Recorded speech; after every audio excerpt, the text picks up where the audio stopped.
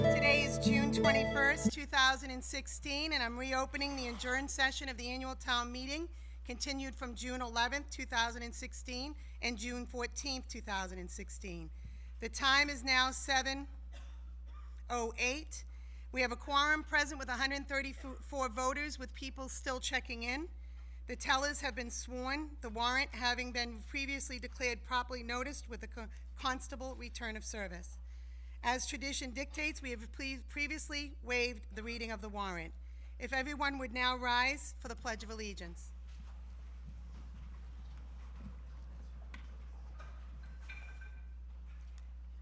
I pledge allegiance to the flag of the United States of America and to the republic for which it stands, one nation, under God, indivisible, with liberty and justice for all.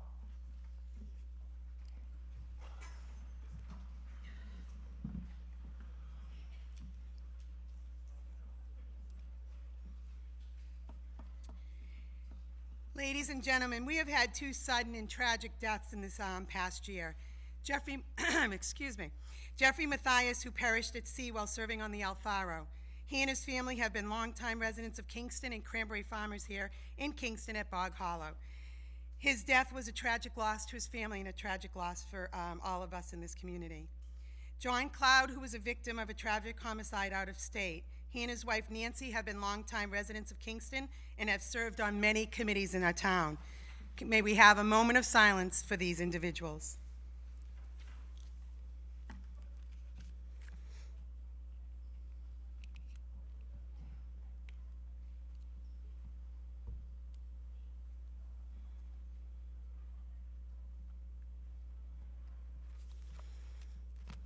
Thank you so much. I'm going to now cover the rules of the meeting again. Town meeting is run per town meeting time pursuant to the Kingston Town bylaws. If you wish to address town meeting, raise your hand or step to the microphone. It's usually easier actually for me to see you if you step to the microphone. Wait to be recognized. When you step to the microphone, state your name and address. During debates on articles, keep your comments focused on the articles and do not make things personal. Let's remember to respect each other, and only one person shall speak at a time. A point of order, raise your hand, yell it out, point of order. And this is if you believe the speaker is the speaker, if you're raising a question of whether or not the speaker is entitled to the floor, what the speaker is saying is either proposing illegal, irrelevant, or frivolous, or contrary to procedure, or if there's any pending action on the floor that is frivolous, irrelevant, illegal, or contrary to procedure. These are not seconded, not debated, amended, or reconsidered. They're the moderator's sole discretion. Question of privilege, then you need to, which is raising an issue that affects your rights and privilege at this meeting.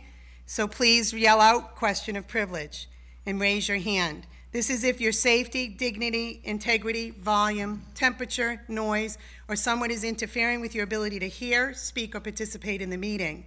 There has been discussion, as we all know, recently that people have felt intimidated at town meeting. That's unacceptable. Please remember that each voter has the right to vote. Each voter has the right to state their position, their opinion. That's what this meeting is about. And it should go without saying, but I am going to say it tonight. There was vandalism at our last meeting. Unacceptable behavior. And I'm very confident the police will bring that to justice. Do not ever think of vandalizing anybody's vehicle because you disagree with what they say at a meeting. Motion to amend. If you want to amend, then you must put it in writing, and then we will address it. In a motion to consider, which is pursuant to Kingston bylaw, it must be made before the final adjournment of the session at which the article is voted, or orally at that session, or written to the town clerk for an adjourned session by 10 a.m. the next business day. If you have a motion to call the question, you feel that debate has gone on long enough, You can step to the microphone. You are not allowed to debate and then move the question. You must just move the question. And I will announce Mr. Creed is in the room. Does everybody understand the rules? Great. And there being no further discussion on that, Town Clerk has advised me that a motion to reconsider Article 32 was properly filed before 10 a.m. on Wednesday, June 15th. So we will now move to back to Article 32 on a motion to reconsider. And Ms. Landis-Nauman, if you could take the podium, please. First, I'm going to apologize for having filed the reconsideration because, believe me, no one wants to finish this town meeting any faster than I do. But because of the details of this proposal... Well, you need to move the, you need to actually move I'm sorry. That's okay, move the reconsideration, because you can't address it until there's a second. Okay, move the reconsideration of Article 32. Thank you. Do I hear a second on that? Yeah. Getting a second on that? Ms. Landis-Nauman, please, there. Okay. However, because of the details of this proposal and the late night discussion, I am requesting the reconsideration to provide answers to the questions that were asked at last week's meeting and to be able to reply to some of the statements that were made by others. After all the rhetoric over overspending, I realized that voters were not clear on this proposal to actually save money, not spend money. You were told last week that the transfer station is a public service and not a utility, yet the very definition of a utility is an organization that maintains the infrastructure for public service. That sure sounds like what Kingston offers to its residents at the transfer station. When Kingston switched from a landfill to a transfer station, sticker fees were implemented so users would pay the majority of the costs, just as they do for other utilities. Ms. Landis-Nauman? Yes. If you can approach more directly what you were originally saying about why you want them to consider, because you can't argue it until they actually vote to reconsider and debate reopens. So explain why you want it to be reconsidered, what you felt was missing at the last meeting. Facts. Like you started, 5 questions. Yes, facts and information was missing on something that's rather detailed, and it was being discussed at a very late hour. Okay, thank you. This being a motion to reconsider, the question, ladies and gentlemen, the vote is this. If you want to reconsider the article, reopen it for debate, you want to vote yes. If you feel that the debate has gone on long enough and you don't want to reconsider it, then you vote no. So yes, continues debate, no, ends debate. So if all of those in favor of reconsidering say aye, say yes. Yes. All those opposed? No. Let's take a count, just to be clear. All those yes for reconsideration, card in, what are these now, beigey, kind of pinky? Yeah. Card in the ear. And if my tellers, you all assigned your area? Okay. Start the count.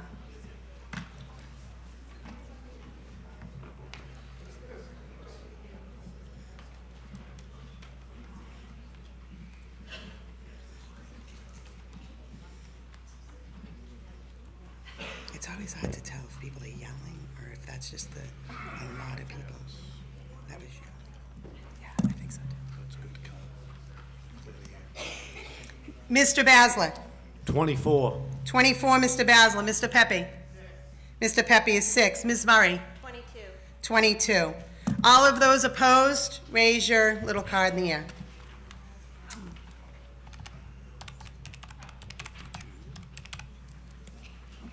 You're good. I don't have a old banking. Never had it yet. Well, I mean, we used to do it all the time. But yeah.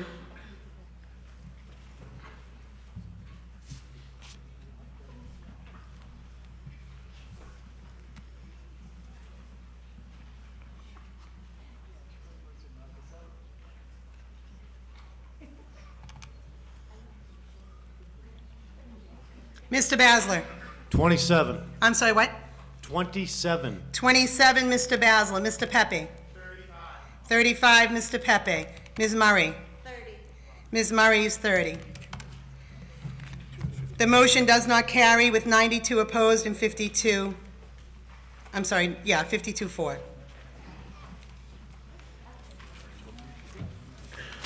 Moving on to Article 33, the Lake Street Culvert Easement. Mr. Parker, please. And ladies and gentlemen, just so you're aware, there's a new motion, just due to some parcel numbering. All the parcels that were listed were accurate, we're just deleting some of the parcels. Mr. Parker. Move that the town vote to accept from the city of Brockton a permanent easement on Lake Street, parcel 008-041, the town of Kingston, being a 13,090 square foot portion, more or less, of said parcel, as described in the deed recorded with the Plymouth County Registry of Deeds in Book 935, page 175, for the purpose of replacing a culvert under the roadway on Lake Street. Hearing a second on that, Mr. Parker, if you can address the motion. Sure. A new culvert has been designed for underneath Lake Street to replace the existing one, and the construction of that culvert and maintenance of it will require an easement from land that the city of Brockton owns. So the town is seeking an easement from the city of Brockton to allow this construction. Thank you, Mr. Parker. Board of Selectmen had a favorable 5-0-0 vote. Any discussions or conversation?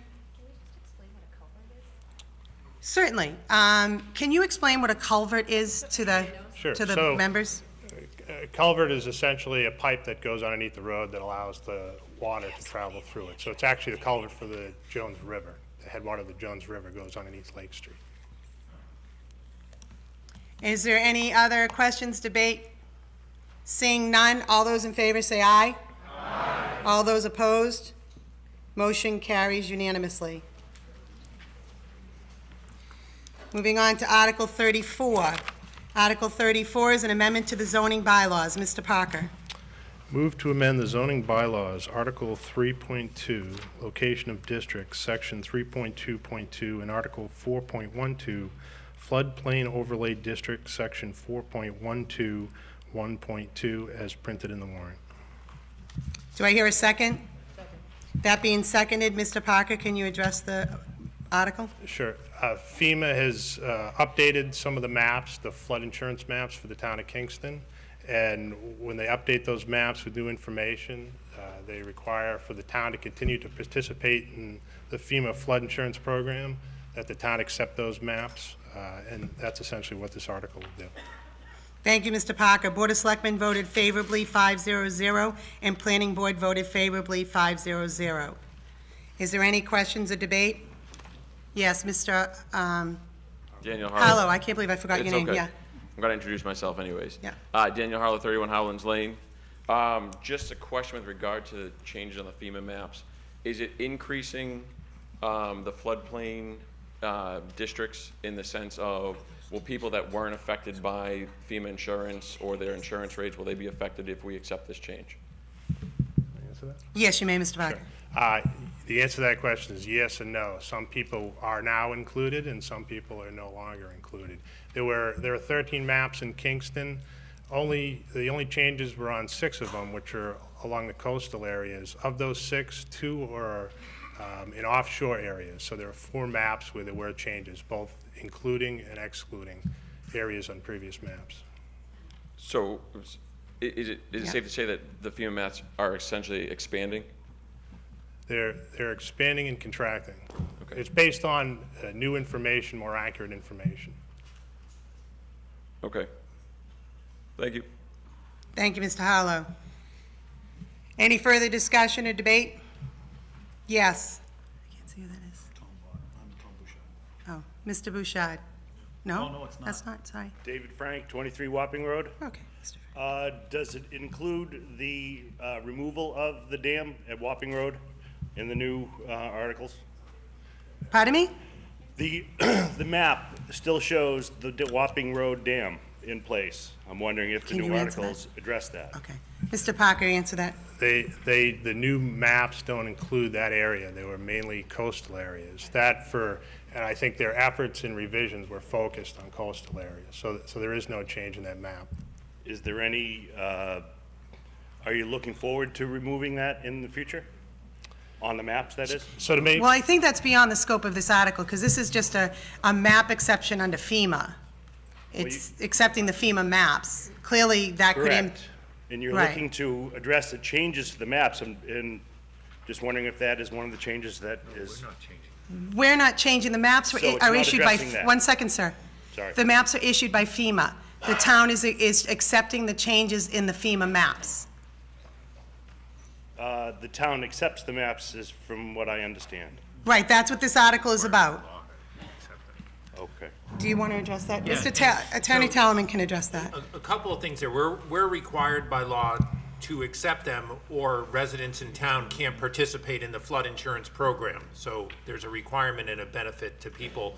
There is a process by which anyone could petition for a map change if they felt it was in their best interest. But it's a pretty cumbersome process. So we're not, Yeah, we don't have any effort. We just are dutifully, through this article, doing what they told us to do so residents in town still can get flood insurance. Okay. Thank you, Mr. Frank. Jean Coleman, 20 Howlands Lane. Would residents have been notified if they would be affected by these changes on the maps? Mr. Parker? They published a notice that the maps are available, and they've been available at the Planning Board Office and Conservation Commission. You're not individually noticed if you're included or excluded. It's sort of your obligation to look and see whether or not you are. I guess I just want to understand, right now, we're not required to carry flood insurance. We Correct. live down in Rocky Nook, and so we would have been notified if this would have been affecting us, that we would be now required to carry flood insurance, or is this Yeah, go ahead. I mean, different? You know, if you're suddenly required to have flood insurance, you may get, and you have a mortgage or a note on the property, you may get a notice from your mortgage holder indicating that you now have to carry flood insurance. in other words, what is occurring is you wouldn't have gotten personal notice if it changed your property. Okay.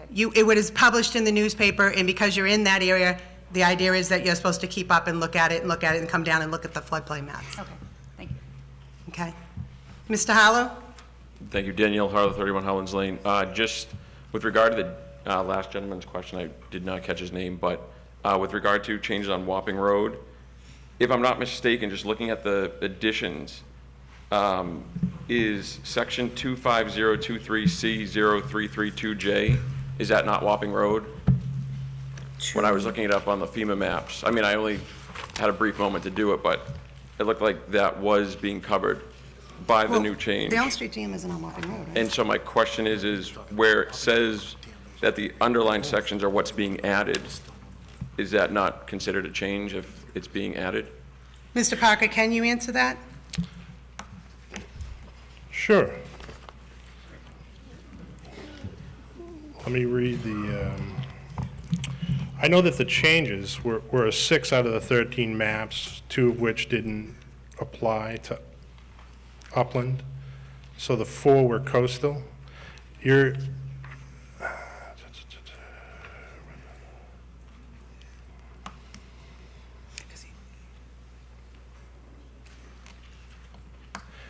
I believe the answer to your question is if it's that because they're listed in the warrant, does that mean they're changing? And the answer is no. That's just listing all the maps that pertain to the town of Kingston. Mr. Wyatt? Gene Wyatt, 28 Kennedy Road. You got to raise your voice a little. Yeah. Gene Wyatt, 28 Kennedy Road. I've been involved in adaptation and mitigation Can we have some planning. more volume on that, please? Go ahead, Mr. Wyatt. Sorry.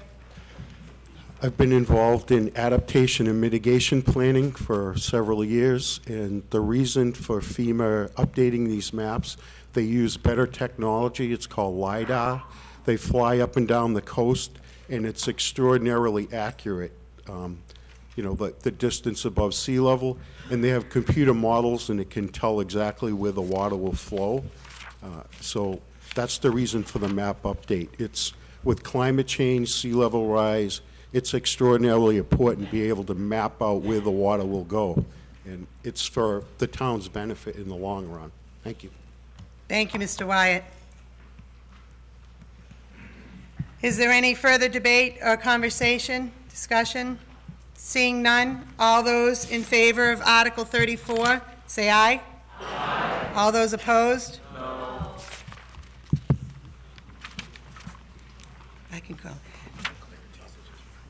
Ladies and gentlemen, I'm going to declare that as a two-third vote under voice vote.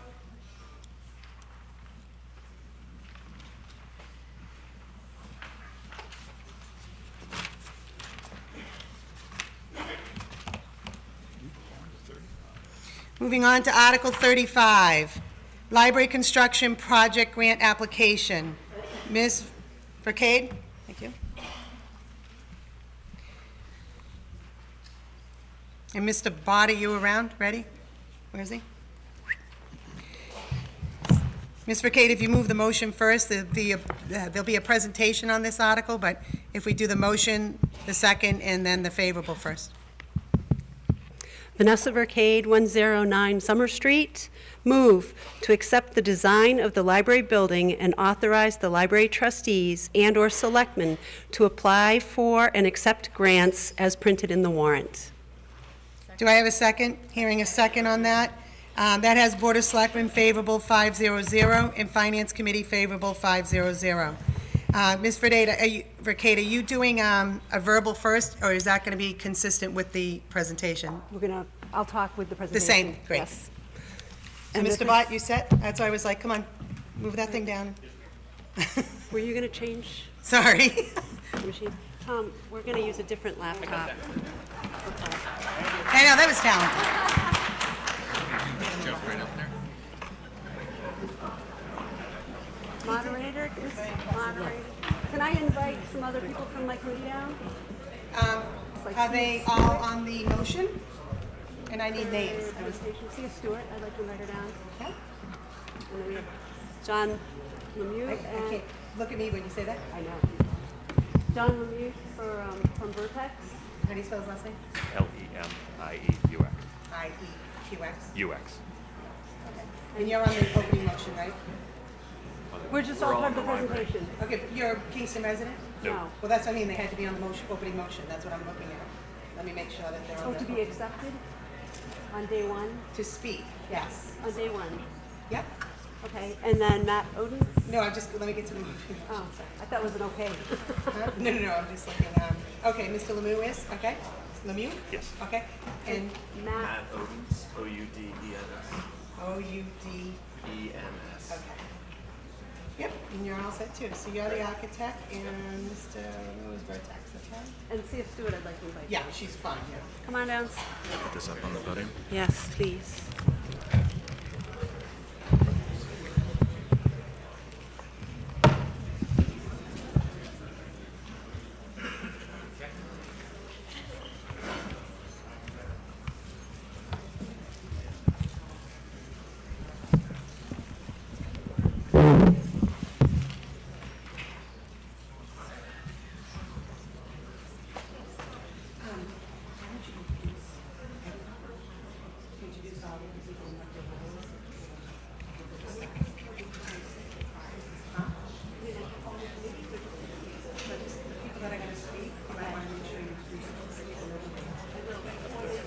Perfect, great.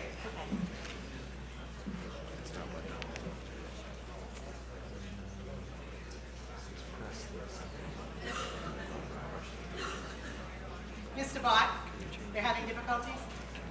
I think it's that unplug, plug-in thing that they were doing last time. So you guys are running VGA, right? All right, and if you just toggle that to the big show up there? You need to toggle this to get to the projector? It should be, I mean, this is suggesting that it should be coming up on the projector. We're seeing the next line. I just turned it off to reboot it. Just shut the light down? Yes, ma'am. If it doesn't work, we can just use the town computer. All right.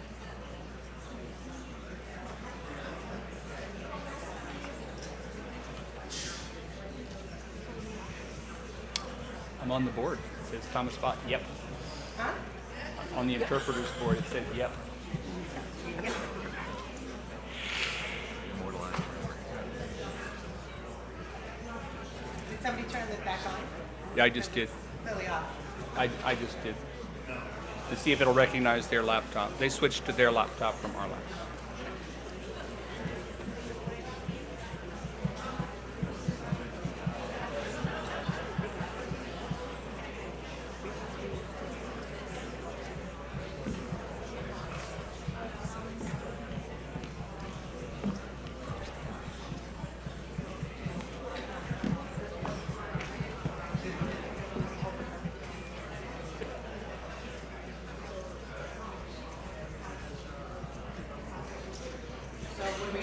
I have to wait on the projector. It has to, Huh?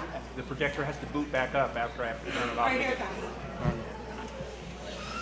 There's light, HDMI.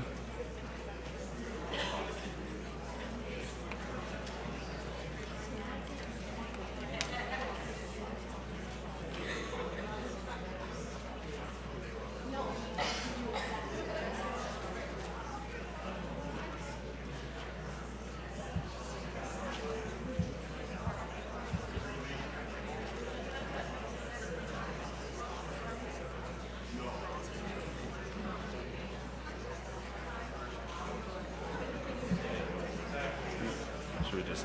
Yep. There we go. Okay.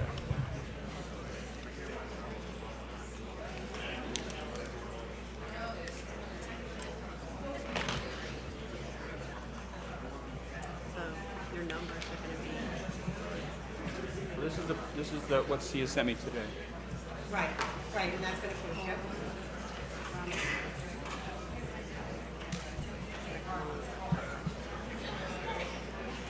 They're rounded.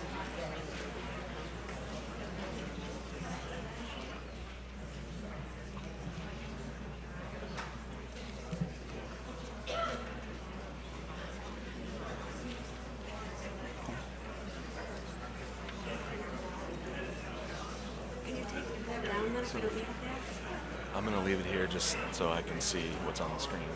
Can we put it somewhere so I can use the podium there while I talk? Oh, sure.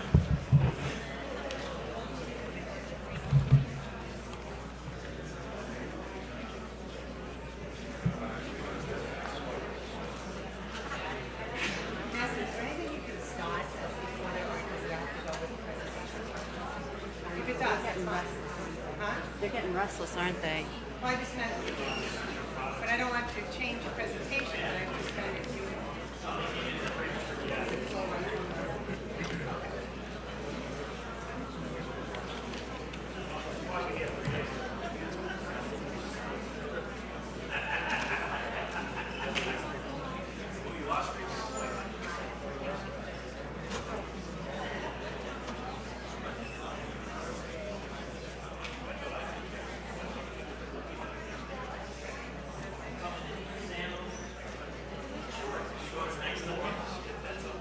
Oh, there we go, just up.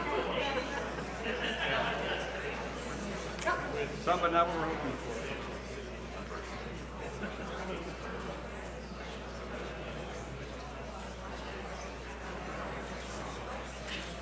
Should just be in the video input. Yep. Should. Video. S video.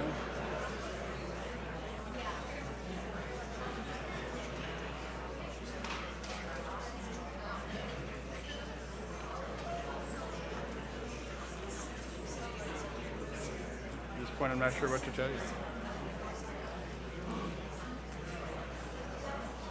I don't have an answer for why it's not coming on. We can bring in a temporary, smaller projector and plug it directly in if you want to move some of your articles in order. But I don't have a reason for why the projector's not. Where is, Brian's going to get me one right now. okay. Where is it? Can you get that?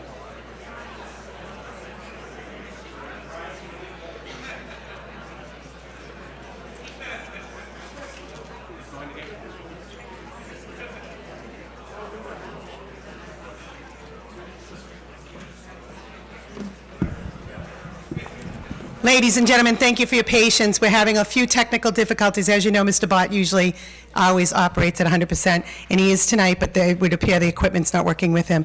Brian, our wonderful custodian, is going to get us a portable, what do you call it? Projector. Couldn't think of the word. Portable projector. So Tom will keep trying what he's doing. In the meantime, Brian will be right back with the portable projector, and we'll set that up and get going. So if I can just have your patience and everybody hold tight for a few minutes. Thanks.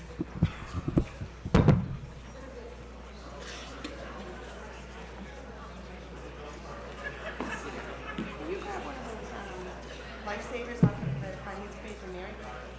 Thank you. Let me steal it. Madam Moderator, Thanks, Mary. I didn't see you sitting there. I'm like, grab this one. Here comes Brian. Yay!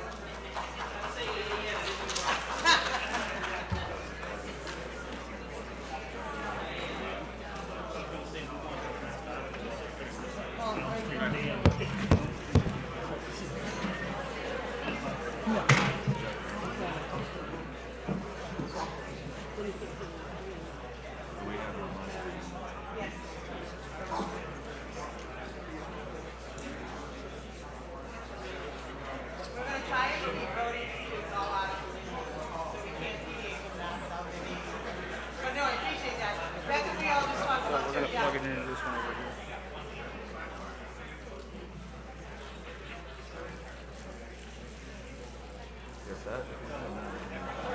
What do we say? Old technology.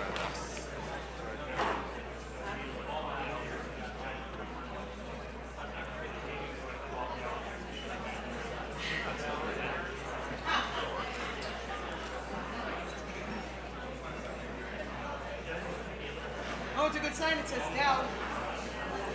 Is that the beginning of this program? No? Oh. Oh, I thought that was Dell computer. You've heard it.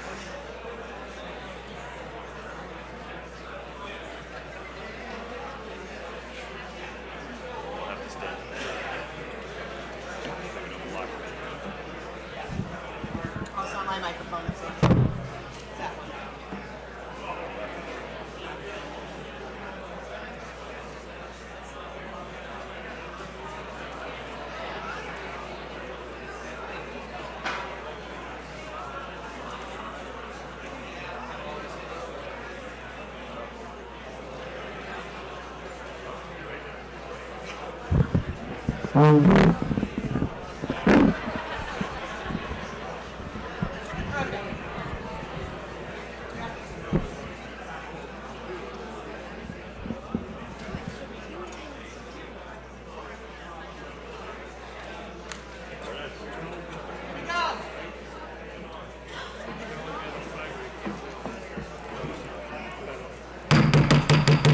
We can have silence, please, so we can get going.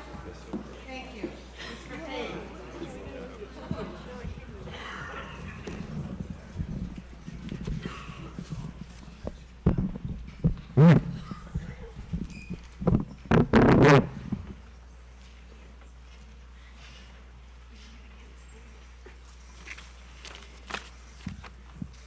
Can you hear me? Can you hear me now? The light is so bright right there that I have to stand to the side or it's going to blind me. My name is Vanessa Vercade and I'm chair of the Library Building Study Committee.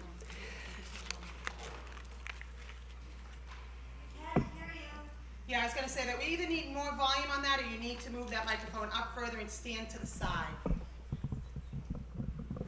We just can't. I meant higher up, not closer, higher. Okay. There you go. Can you go to the next slide?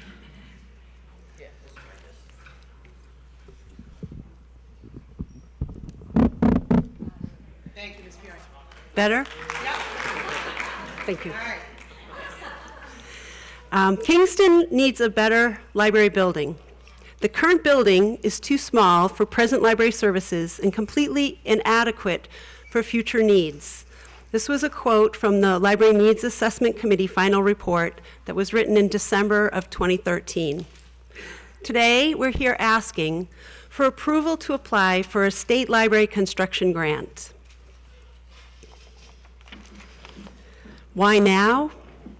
Now, because the existing building is too small for present library services and completely inadequate for future needs. Now, because the existing building needs substantial repairs and investment. It needs materials, as in a new roof. It needs new systems, as in a replacement HVAC system. And it needs a technology infrastructure update with more outlets around the building, better technology infrastructure all around. Also, why now? Because a better building with more space would provide appropriate space for people, technology, books, and more in our public library. It would provide quiet areas and study areas that are currently not available. It would provide distinct age-appropriate space and services for all children, including toddlers and teens, populations that are not well served currently. It would also be a welcoming place for the whole community. A quote from a Massachusetts Board of Library Commissioners from their website: over the past decade, visits to libraries have increased close to 40% as libraries evolve into the only remaining free community space that welcomes all of our residents. And also now, because we have an opportunity to apply to the state for help with funds for this project.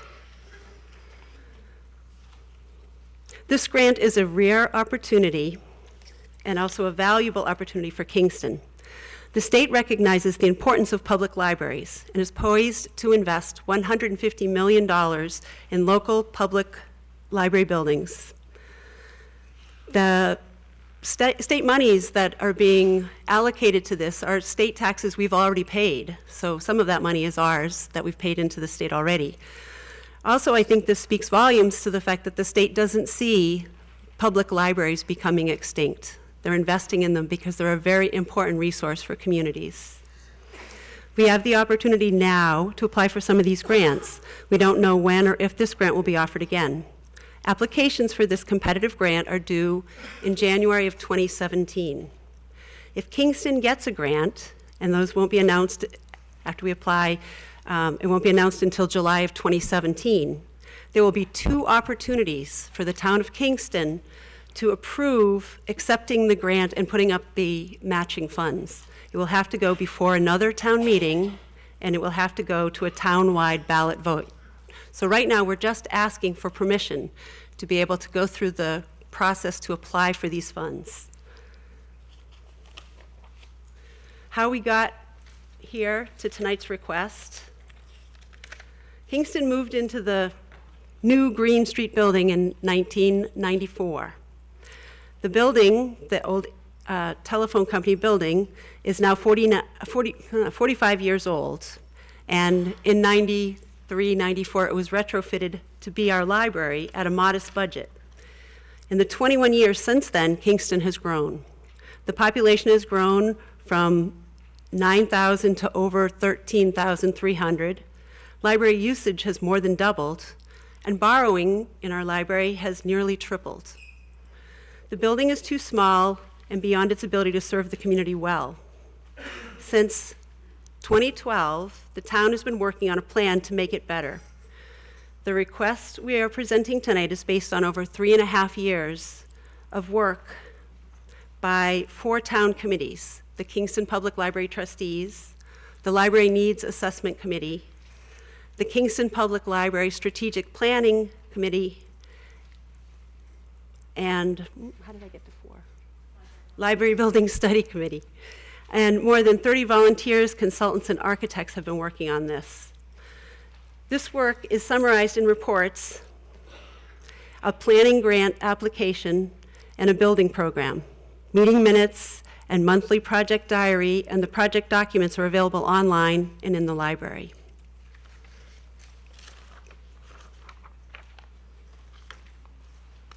So we've done our homework. We've done lots of it.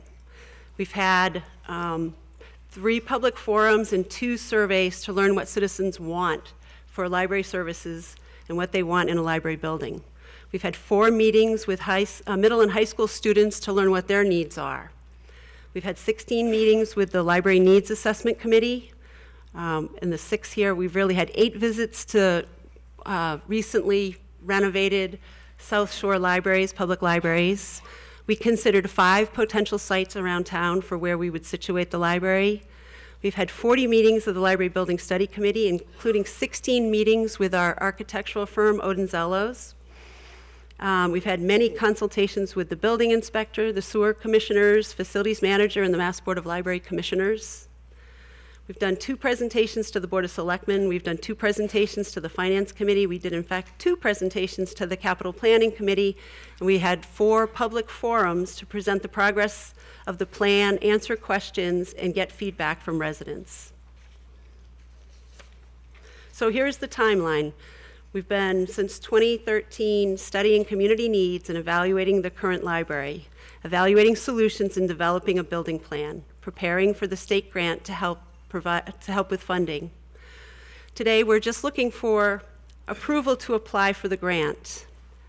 If we do get a yes vote tonight, the grant review process by the state will commence in January, and in July of 2017, we'll find out if we got the grant, at which point we'll need to have a town meeting vote and a town-wide ballot to vote to approve the local funds to match the grant. And for all of that, we'll end up with a 21st century library for the town of Kingston.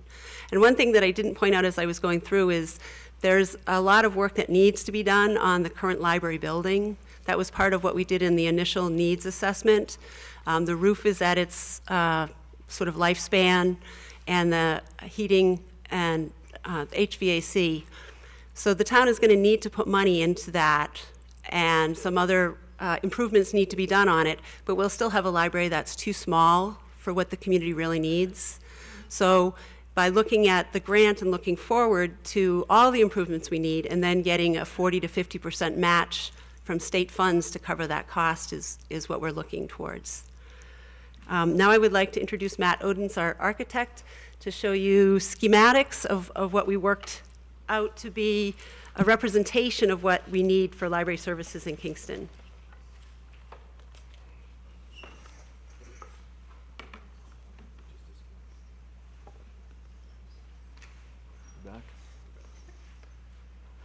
All right, apologies for the technical difficulties. My name's Matt Odens. I'm with Odens LO Architecture. As Vanessa mentioned, we've been working with the Library Needs Assessment Committee since August of last year. We've had quite a few meetings to look at different site options, evaluate the existing building, and come up with conceptual level plans to support a grant to the state. I'm going to walk you through the design process and show you the latest plans that we've developed. What you see on the screen now is a plan of the existing library. It's a 12,898 square foot building on a single floor, as you all know, organized around a courtyard. That courtyard is, aside from 2 windows, the only natural light that makes it into that building. The red outline that you see indicated as the limit of buildable area defines a roughly 30,000 square foot buildable area per the town zoning. The existing building sits right in the middle of that, making it very difficult to provide a substantial space on one side or the other for any kind of addition. There's a long tail off to the west side of the site, which is parking for 56 cars that will remain pretty much as is. So this is a view then of a proposed, again, single-story library building on that site. We really favored this site. I think the committee favored this site for a variety of reasons, not to mention the fact that the Adams Center directly across the street was the original home of the Kingston Public Library. There's a nice continuum of the growth and evolution of the library in this general location. It's a central location in town. It's got tremendous visibility at the corner of Summer Street and Green Street. It's a site that has adequate size. It's generally level. It provides enough parking without an expansion of the current parking lot. So there's a lot about the existing site to like.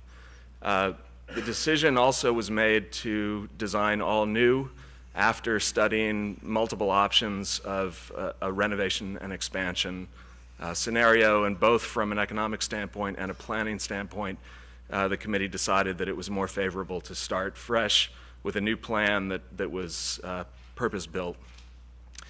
So this site plan then shows the footprint, as I said, of a 21,000 square foot single-story building on the site, organized around a central reading garden, similar to the courtyard, but in this case we have windows around the perimeter as well.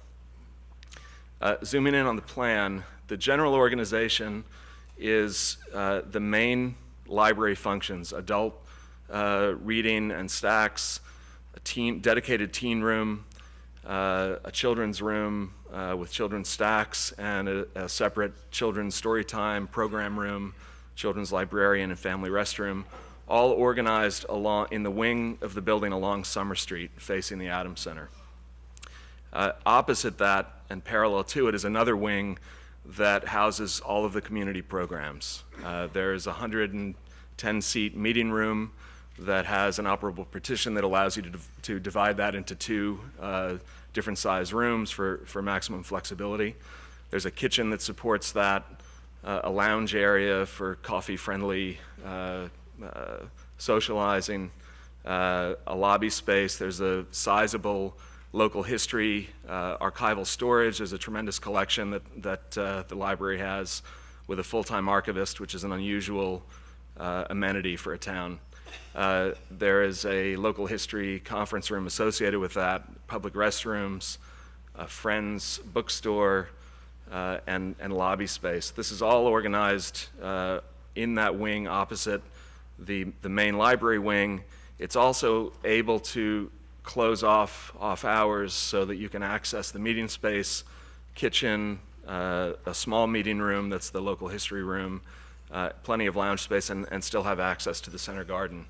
The staff spaces and the circulation desk then make up the glue that holds those two wings together. So organized centrally, it's a small staff at the Kingston Public Library. One of the key considerations that the state looks at is how easy it is for a small staff to visually control a library. So from the circulation desk, a centrally located circ desk, there's great visibility into both wings of the building.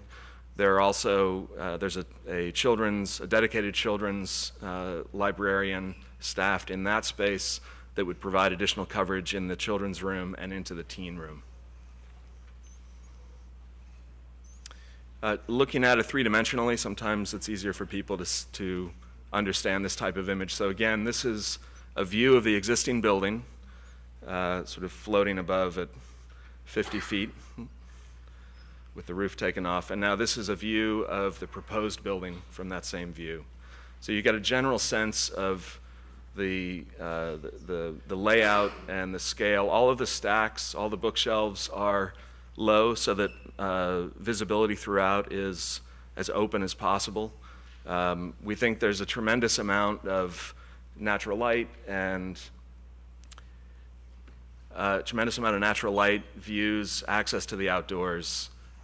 We think that there's a lot to like about this. So a couple of views that are early conceptual views of the interior. This is the main lobby and circulation desk looking out towards that garden to the right and straight through the adult stacks on the left.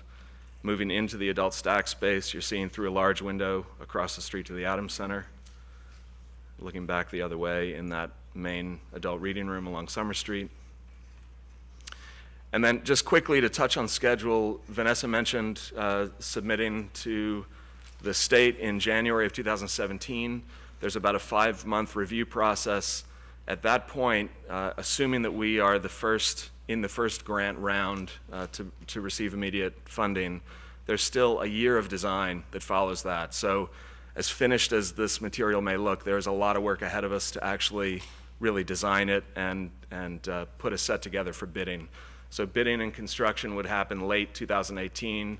The earliest then that you would see a new library built would be early 2020. My name is John Lemieux from Vertex. We're the owner's project manager for this project. And I'll be going through some of the costs with you. Basically what we did, to Matt and Vanessa's point, is the grants are awarded as early as July of 2017. However, it could be 2018, 2019. It's really until they go and expend that $150 million and spend it down. So Kingston could find out as early as this July, or it could go out sometime in the next 3 or 4 years. So what we did here is took an idea of what would happen if we got in 2 years from now. So construction costs. Matt's firm used an outside construction cost consultant who did an estimate of this 21,000 square foot building at $10.4 million. On top of that, we have to carry soft costs of $3.2 million. Those include your architect and engineer fees, your OPM fees, temporary facilities, which is the cost to close the library and open it up in Stop and Shop Plaza or somewhere else for the year, year and a half while the new one is built. It also includes FF&E, which is furniture, fixtures, equipment, AV costs, audiovisual, as well as IT. So the total project cost before any escalation is $13.6 million. Escalation we looked at again 2 to 3 years out. We did about 5% a year as a kind of middle of the road estimate of where that would be. That gives a number of $15.77 million.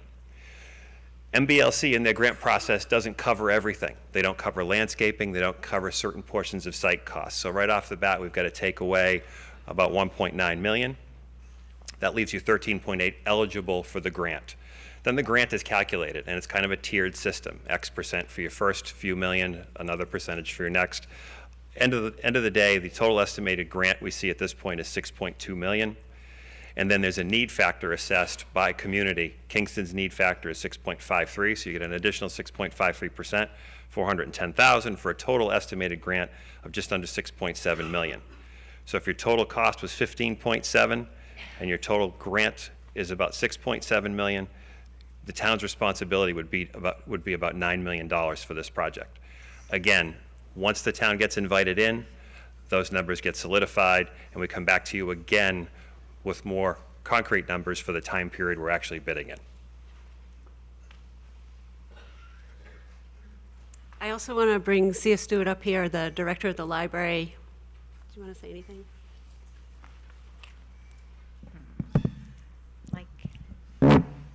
Can you hear me? Okay. Yes. All right. I'm C.S. Stewart. I'm the library director in Kingston. I also am a resident of Kingston. And I just want to bring this back to the fact that what we're asking for today is not to build this building. We're asking for permission to apply for a construction grant. This is a time when Kingston needs to make a decision about the future of the library building. So the decision really is whether to continue to invest or to invest on a significant scale in the existing library building or go forward with a new building. The current library building is structurally in pretty good shape, but there are significant issues, as Vanessa pointed out, with very old cabling, which doesn't support current data needs, so the IT infrastructure is not good. The HVAC breaks a lot and will need to be replaced. So there are things like that are coming to the end of their useful life. So at this point, I think the town really needs to look at investing in the existing building to a pretty significant degree, or going forward with a new building. And I think investing in the existing building means investing in a building that is not big enough for the current needs of the town, let alone for the future needs of the town. So my hope is that the town feels that this is the time to invest in a new building. And I will say that if we say no to this grant, then you just need to be clear that you're saying yes to us coming back and asking for funding for significant investment in the existing building. And again, the existing building just is not large enough to serve the needs of the town. So just to remind you that libraries provide a community space that's not age restricted. It's where anyone can visit and meet their neighbors, feel safe, not have to spend money, get assistance from trained, helpful staff. In a large enough building, we can offer quiet study space, active program space, social space, technology training, and we can partner with the community to offer innovative programs and training that we just don't have room enough for now. So I certainly hope that you will vote yes. Thank you. Attorney Wilson, come on, folks, we don't have, come on. Mr. Wilson? Mr. Bouchard, step to the next mic, please.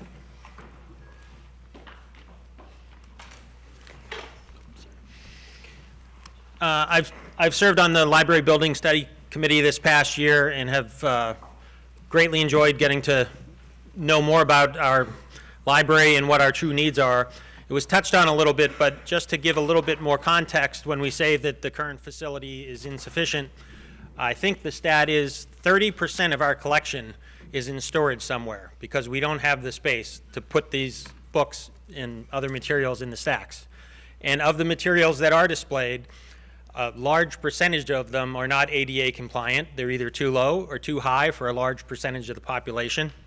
In our current day and age, where there's very little meeting space for adolescents, the schools do not stay open. You can't have a study group or anything like that at school, at the high school. We have no space right now in our current library. We have the possibility in this new design to have actual teen space, study group space, and we have more room for community activities. And libraries with current technology are really a new community center for the whole community. So I really do hope people will at least let us go forward to explore this possibility. Nothing will happen without you getting more input, more say. Not $1 would be spent. It's only a process going forward so that we can keep our options open. Thank you, Mr. Bouchard. Yeah, Tom Bouchard, 6 Quail Run. Recently in our town meeting, we brought forward the plan for the police station, and talking to a couple of people on that committee, they thought that one of the reasons that did not pass is because they didn't do their homework as far as what would the cost be of remodeling or adding on. And so I have the same question of the library people. First of all, thank you, Vanessa and Sia, for all your hard work and the committee and all that. But I have this question. What about an addition, a remodel? I mean, we're in a situation now where I'm out involved in town and I work in town. I hardly ever leave town. And every day, every single day, I come across people who are so concerned that they can't stay here. They've lived their whole lives here, but they can't retire here because the taxes are as high as pretty much any place in the country. And so we have to do really our homework as to what will work, what won't. Can we add on? Can we add lighting? Can we fill in that court? Is there things we can do? And has that been studied? And is there numbers that speak to that? Thank you, Mr. Bouchard. I've been informed that Mr. Oden will address that, the architect. We did actually spend a good bit of time looking at the existing building, both from a planning standpoint, but also looking at the dollars related to a renovation expansion. In terms of planning, I'll start with that. As I showed you in the slide of the existing site and the existing building, that building sits right in the middle of the buildable area of that site. And so there isn't a great area for expansion. It really means you need to expand on all sides. As you do that, you start to lose the value of certain things. It's a very simple building. It's load-bearing brick walls, spread footings, bar truss roof. There's not a whole lot to it. When you start to take away the value of those exterior walls as exterior walls because they are now internal to a new skin that's a new envelope that's larger, there's really very little of value of that existing building. Compounded with that is the limitations then that existing building puts on you in terms of planning. We've had several meetings now with the state representatives from the Massachusetts Board of Library Commissioners, and they felt strongly that the plans that tried to reuse the existing building, renovate it, expand it, fill in the courtyard as you suggested, were really limited in terms of their planning, and they thought that they would compromise the success of actually securing a grant from the state as a result. In terms of cost, we had our estimator look at it, and they determined that the cost of a renovated, expanded building would be about $8.4 million, so $2 million construction cost, today's dollars, $2 million less than an all-new facility. If you figure that of that $2 million delta, the state is going to pay a percentage, 45% or whatever the number is, 48%, it's a little over $1 million difference between that renovated option and a new building. Through you, Ms. Moderator. Mr. Yeah, Bouchard? do we have anything in writing that shows that? I didn't see that, any handout showing any of the numbers about remodeling or adding on? Mr. Oden, or- We didn't have anything in the presentation tonight about it, but we did make a presentation to the selectmen a couple of months ago, and I believe there was a slide in that presentation that outlined the reasons why we were recommending a new building as opposed to a renovation expansion. That slide had the dollar value in there that I just referred to. Well, no disrespect, but I'm in the construction business myself, and I find it hard to believe that it would cost $8 million to add on to that building and $9 million to build a new one. And I think that we really need to think long and hard on this, and we might need more space, we might need improvements, but I think we need to think this through. Otherwise, we're going to lose people that value this town and will not be able to even live here. I have 7 children of my own. We decided early on to homeschool those children, so we did not have access to the school library, so we used the town library. And I can say this, as the years went on, with 20 years between the children, the need to go to the library sloped off very, very much. Things have changed an awful lot. And being a homeschool parent, I saw that more than anybody that would have a child in school, because we didn't have access to that. And it sloped off very much like that, and almost to the point where the big reason to go to the library was to get a movie, because everything was available to them other places. So I just, no disrespect, but I think we really need to think this through. We really need to watch how we spend our money moving forward. Thank you. Tell her to wait. Come on, Mr. Bouchard, we don't, come on, go ahead. Are you really? Freezing. Brian, the custodian, hi. Brian, is there anything you can do with the AC? Everybody's saying they're freezing. Pardon me? Can you turn it down? You can't shut it off. Okay. Turn it down first, please, because shutting it off will, likely, we've been here before when it's shut off. It becomes awful. Thank you, Mr. Bois. Mr. Bonsek, Mr. Howland, Mr. Harlow, sorry, and then I'll have Ms. Vercade.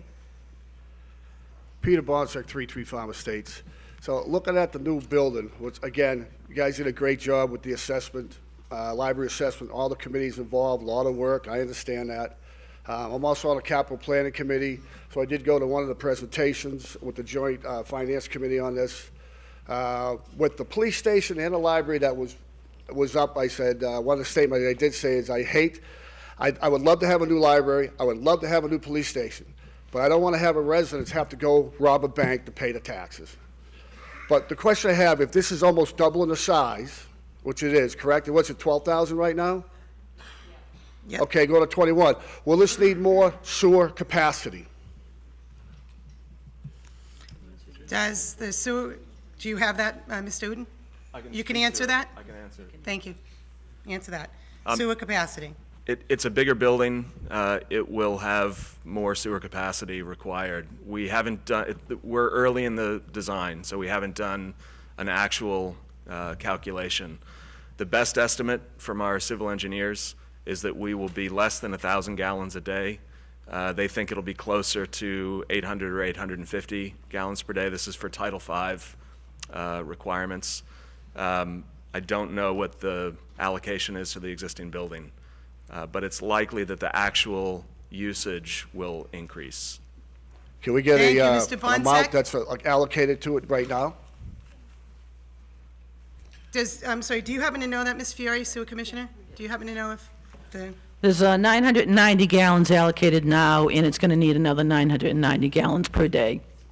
So it's going to need It's gonna twice. another. Okay, sorry, go ahead. So it's going to need twice the capacity that it has today. Okay. thank you, Ms. Fiore. Mr. Bonsek? So if we don't have Finish up. sewer capacity, I'm just trying to say, you know, why keep going down the line if this is not going to, if this possibly could not happen? If we are at maximum capacity, how would this building be able to be built and operational if we do not have maximum capacity? Well, I think that's your point. Is that your point? Well, that's my question. Is Your how would it be, question is- why are we going to spend money to keep going on with this if we do not have sewer capacity? Do we plan on having sewer capacity increase in the near future? Ms. Fury? Unless there's a planned expansion, this library will not be able to utilize the design that it has today. It needs sewer capacity to be viable at the size that it is right now. And unless a planned expansion happens, and anybody here on that particular Saturday knows that, the chances of that may be slim. I have another question for Elaine, if One you don't mind. second. We talked, One last question, Mr. Bonsack, go ahead. I Yep. have more than one question. All right, well, ask the question. Thank you. Go. Last meeting, we talked about sewer, and you said there is a list for it, and there's no way this library could jump to the top of the list. No selectman, no employee, no resident, no non-resident are able to get this moved to the head of the line. Is that correct? The sewer commissioners have a waiting list that is honored by application date. We have honored that order for that particular reason, so we don't decide what project is better than another project. Right now, we have an affordable housing project that's waiting for capacity. That's at the top of the list. Then we have a couple of businesses that are looking to expand. Those come next. The library is about the middle of the list. Any further question, Mr. Bonsack? Yes, I have another question. You're asking tonight to ask the town meeting to able to apply for a grant. That's what you're stating. On the move, it said to accept the design of the library building, authorize the library trustees or selectmen to apply for and accept grants. Now, I was told that in order to accept this grant, you have 6 months. If you get the grant, you then have 6 months to accept it and have the money available for it. Is that correct? 1 second. Do you see it, Ms. Stewart? What we're asking for now is a permission to apply for the grant and accept it, but acceptance can only happen if the town also approves the local funding. So the town could get the grant, but it will go nowhere unless the town also, at a town meeting vote and a townwide ballot vote, approves the local funding. But his question was, is it true that there's 6 months to accept the grant? From the date that the library commissioners tell Kingston that Kingston has been awarded a provisional grant and that the funding is ready at the state, then there is 6 months for the town to approve the local funding. Yes, that could happen. Theoretically, it could happen in July 2017. We could learn that the Kingston's project is at the top of the list, or it could happen a year out, or 2 years out, or 3 years out, or 4 years out. Thank you, Ms. Stewart. Mr. Bronchek? Okay, hopefully last question for you. Yeah, move it. One last. It's worded in here that they have, let me see, the description is, the article authorizes the town to apply for, accept, and expend a state grant that would cover an estimated 42%. That's in the article. The motion is to accept the design of the library building and authorize the library trustee and/or selectman to apply for and accept grants. As printed in the Grants warrant. is printed in the warrant, but the article does not say to expend. The motion doesn't say to expend. Okay, well then I put in a description there saying that it will expend. I just want to make sure that, Yep, no, there's no expending. okay, if that's what it is, but like I said again, if we do not have sewer capacity and there's no plans, unless we spend $15 million for a sewer plant expansion, I don't see the reason why this should go forward. Thank you. Thank you. Mr. Harlow, and then I have Ms. Vercade and Milson. Yep. Daniel Harlow, 31 Howlands Lane.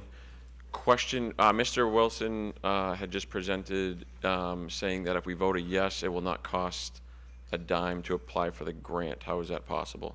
No, I mean, is the grant already ready to be sent out or something to that effect? Ms. Stewart, can you talk about the actual application process and who Yeah. prepares it and the cost? Do we hire experts or is it done by? No, there are no further expenditures to apply for the grant. We've done the work. The work we've been doing has been done through a planning and design grant, and the services of the architect and owner's project manager have been part of that. that all of that work, plus all of the volunteer committee work, is what goes into the materials we need for the grant. So if this goes forward, I will spend a lot of time, but the town will not spend any more money. Thank you, Mr. Hollow. With regard to the grant that is being approved potentially, it's currently at, I believe you said, around $6.7 million if it goes through with the current numbers that we have. Is that, am I understanding that correctly? So say 3 years down the road, the library doesn't cost $15 million, it costs $19 million for whatever reason. Are we still only got $6.7 million, or are we going to get around the 42% that was discussed? Who has the expertise on the grant process at the state level? I'm happy to talk about that. Thank you, Mr.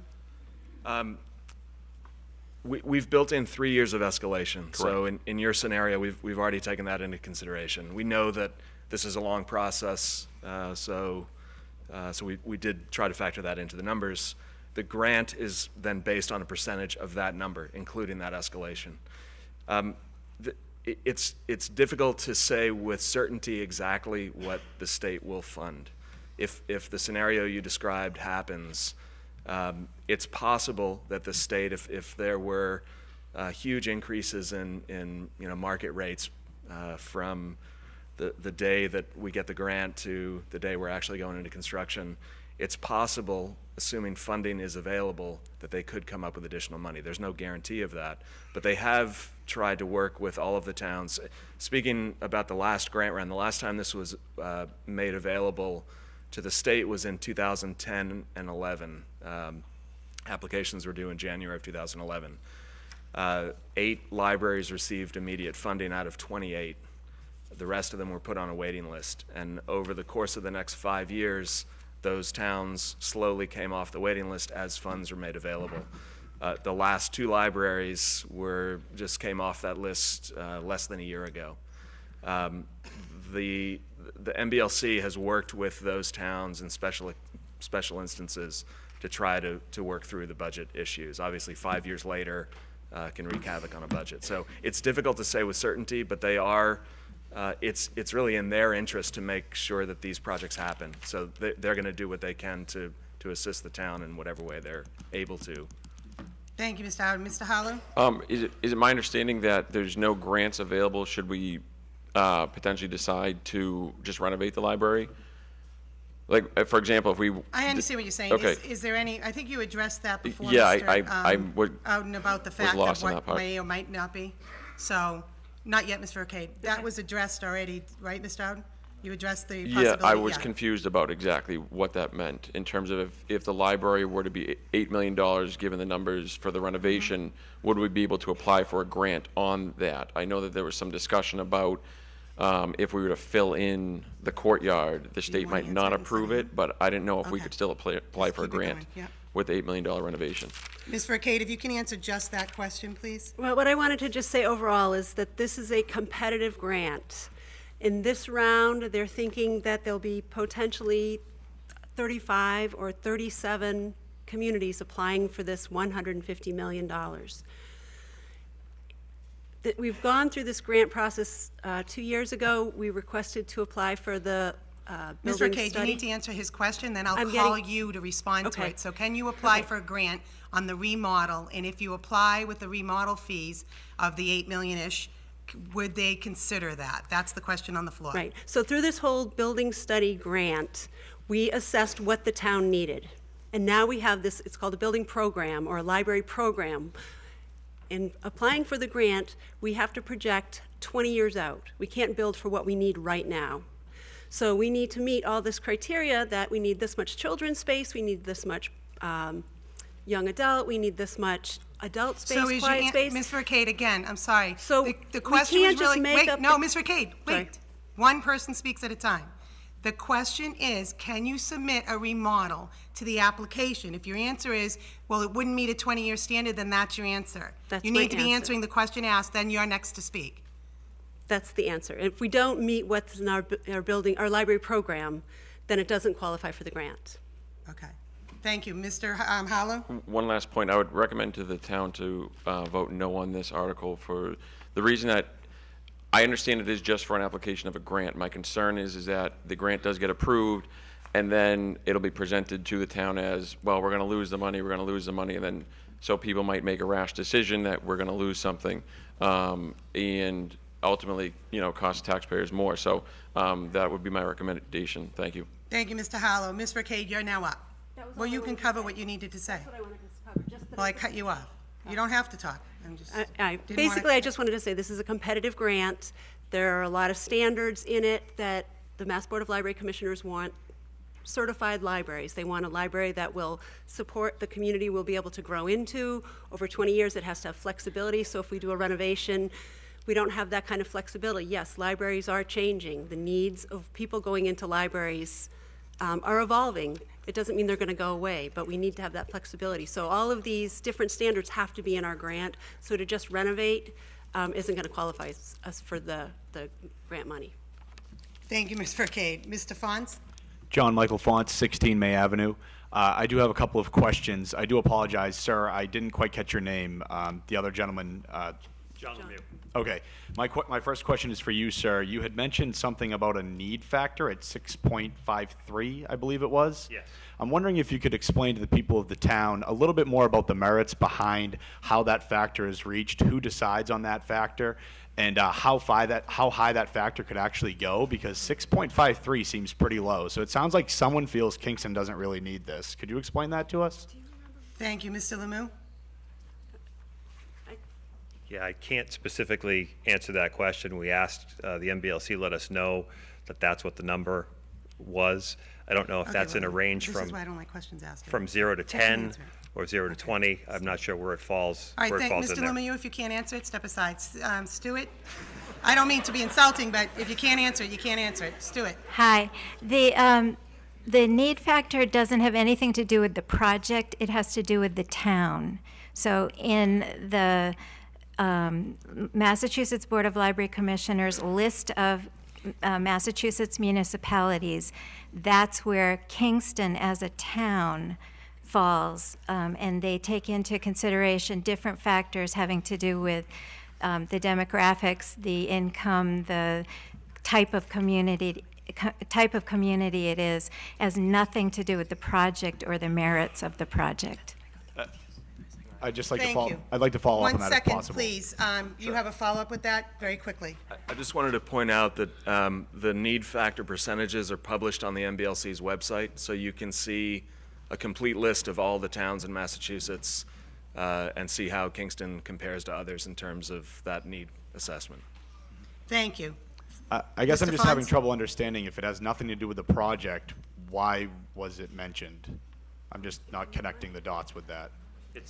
Stuart?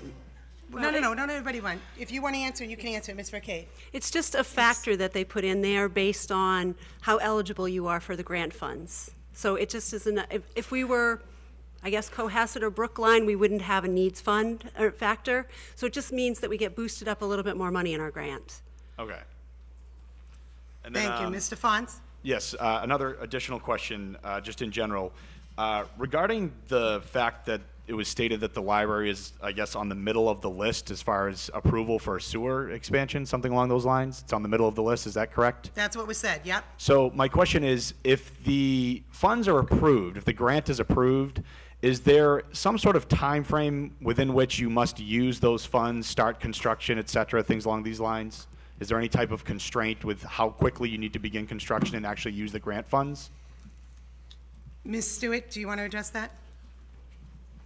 There's some flexibility, and the Board of Library Commissioners would work with the town to try to make things possible. However, it's absolutely true that if the town is not ready when the funds are released, within the... One moment, see, gentlemen in the back, if you're going to talk, please go outside of the room. Otherwise, keep it down. Thank you, Ms. Stewart.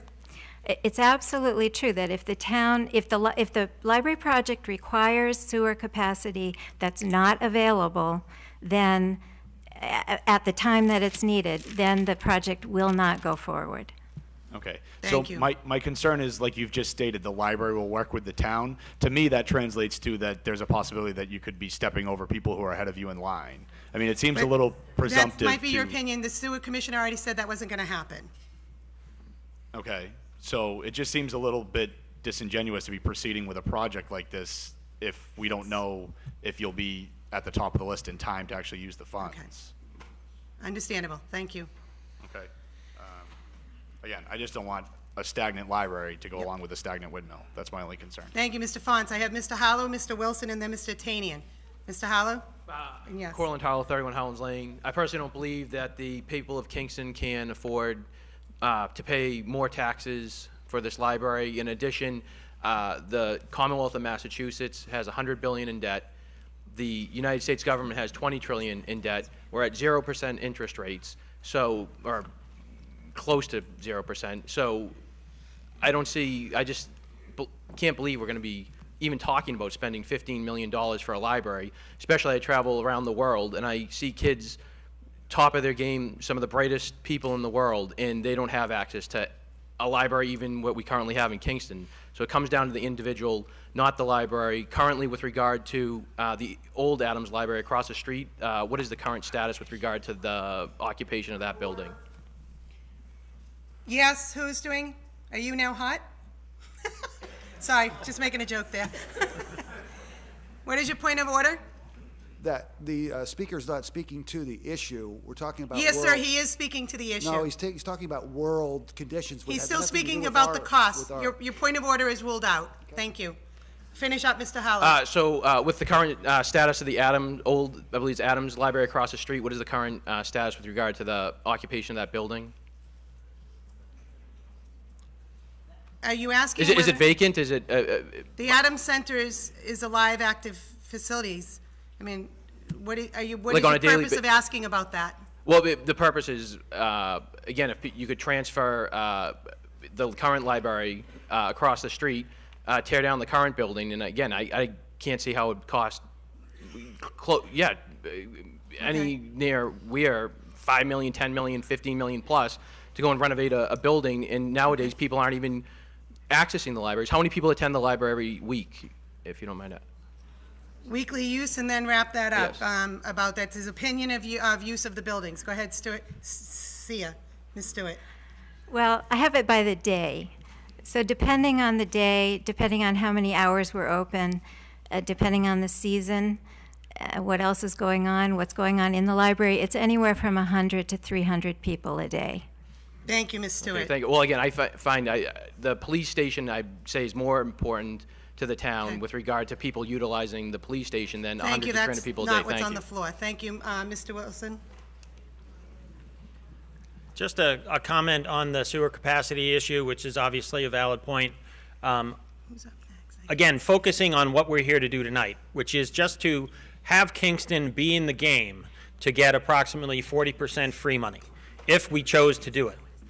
That also gives us an additional minimum probably of 2 years to come up with a solution to that, because there's a year of grant preparation and decisions, and then there's a year of engineering, et cetera. So currently what is being said is correct. The sewer commissioners have a waiting list.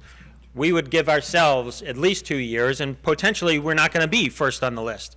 We very well may come in as the second round, which means that we have the opportunity to take 4 or 5 years to solve this. But if we don't vote tonight to go forward with a grant opportunity, we rob ourselves of the opportunity to have that option.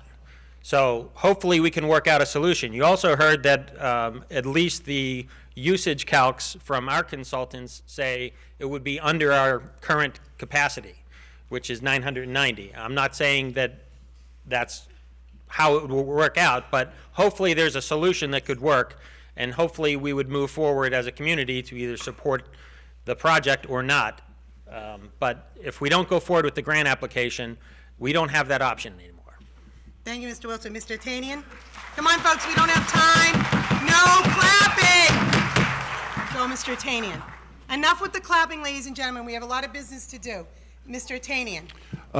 Just a few points. I'll be very succinct. First of all, accomplishing these kinds of projects, which, in my opinion, provide really an incredible jewel to each community who does have a high-quality library, does require a certain degree of forward thinking and planning ahead. These kinds of things cannot be accomplished in a year during which someone may say, well, this year we have the funds to do it. Okay? Forward planning is really important with respect to certain projects that towns require for things like these. Second of all, to the point that people are making about the increase in taxes, there are a number of other communities, I think it was referred to 35 some odd communities, that are also consisting of people just like us who are paying taxes, who find value in at least beginning the process and being able to apply for a grant. So we're in good company with, I believe, a number of other communities, 35 or so other odd communities in the state that are also applying for this grant. And the last point I want to make is that, you know, sometimes we think just in terms of the present, and we need to be thinking further down the line to the kinds of people, the kinds of demographic we want to attract to this community. Libraries are a focal point of the community for people who value education in their homes. And to have a high-quality library is the kind of thing a community is going to be able to use to attract people in the future to move to your town, the kinds of families where education is valued, and you know, just to finalize it, I think those are really the three, you know, points that I wanted to make. So, you know, I think in this case, I would urge you to vote for it. Thank you, Mr. Atanian. Ma'am? Amy Belmore, 54 Evergreen Street. Mr. Wilson and Mr. Atanian just covered several of the points that I was going to say, so I would just say, in addition to those remarks, that, you know, just taking this back to the initial step that we're trying to move forward here, just applying for a grant. We're not moving forward with a project, we're moving forward with a grant application. And I think that it's important to remember that the 4 committees that were involved with putting together these studies and assessment plans are made up largely of volunteers. And I think those volunteers, not only did they have the forward thinking and the vision to understand what we needed in our community to provide a valuable resource to the community, but they put in the time and the energy and a lot of hours to even get to this point to bring this forward and to understand how we could take advantage of this grant opportunity. And I think for those who are considering, I know that in the next vote, me personally, very, very likely, I can't imagine that I won't move forward with supporting this with my financial dollars when we get to that point, if we move forward with a grant and this group comes back and asks us for that commitment. But you'll have the opportunity to withhold your dollars. It's right now, it's no skin off the backs of anybody here. It's no money out of your wallet at all. The risk was taken by the people on those committees to put in those hours, and they understood that you might reject this going forward. They have hope that you won't, but they understood the risk and they took it anyway. And I think that for those who are considering rejecting this tonight, really the message that you're sending is that those volunteers should be withholding their time and energy. They shouldn't put that best foot forward to serve our community, because that's all they're asking for, is a chance to apply. Thank So you, please Mrs. support Belmore. it. I'm recognizing this, I was going to say this lady. Then I have Mr. Coulter and I have Mr. Randall. Go ahead, Ellen ma'am. Cook, 70 Elm Street. I just want to sort of reiterate what was just said, but very briefly. Please allow us to keep the door open and go forward. Things may happen. We don't know what's going to happen with the sewers. We do know if we cannot go forward with this grant, it's over now. And let us move forward and see what happens. Thank you. Mr. Coulter, and then Mr. Randall, why don't you queue up? Thank you, Madam Moderator. I'd like to just make 2 comments, one about need and one about cost.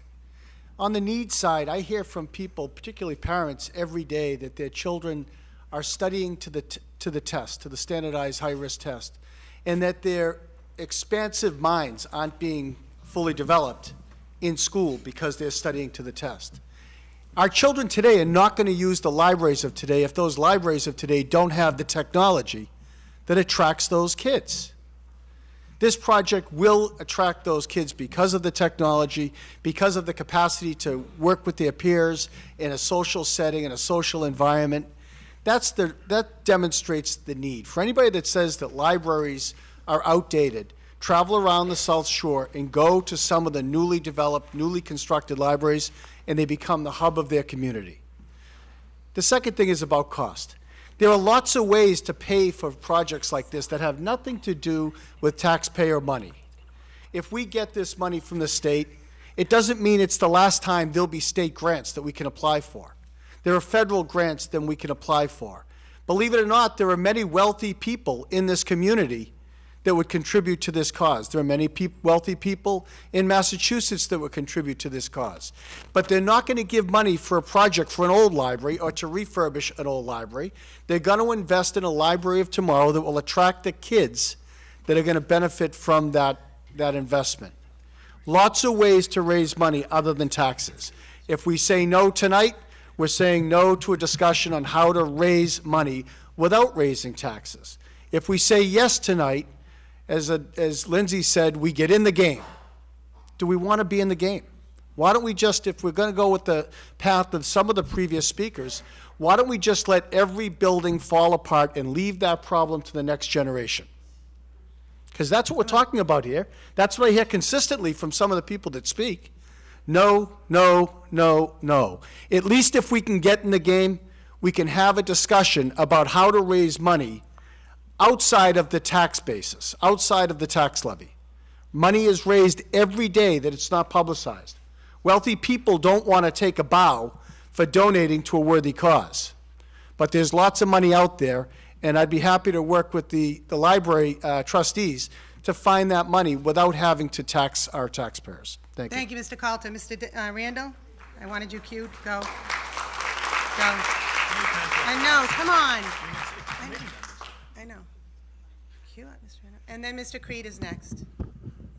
I had made a promise to myself not to say Name and address, please. Excuse me? Name and address. Oh, Dennis Randall, 39 Winter Street, Kingston, obviously. I had come here without the intention of saying anything, but there is one important thing I think we have to consider. We've attended every town meeting, and we're always concerned about special interest groups are going to somehow blow up our budget. This is perhaps the most honest proposal we have before us in many town meetings, because at the end of the day, it is a town-wide ballot that makes the determination whether or not we move forward. We've all heard so much about special interest groups packing town meetings. Nobody can pack the ballot box except the voters. I urge people who are inclined not to support this to reconsider changing the vote to a positive, because all we are doing is giving time to examine the future, and if the arguments stack up in favor of it, the town meeting, the town election will support it. If the arguments stack against it, it'll fail. I live on a fixed income. I'm very concerned about taxes. My income's not going up. My taxes go up. I want to make sure I'm getting value in return, and this gives us an opportunity to do that full examination of all of the concerns that were raised tonight. A town-wide ballot is pure democracy, and that gives us the vote. Thank you, Mr. Randall. Mr. Creed. John Creed, 4 Bayberry Lane, Kingston. Guess what? Move the question. Thank you. I have a second on that. Move the question. So all those in favor of moving the question, say aye. Aye. All those opposed? No. Motion carries, ladies and gentlemen.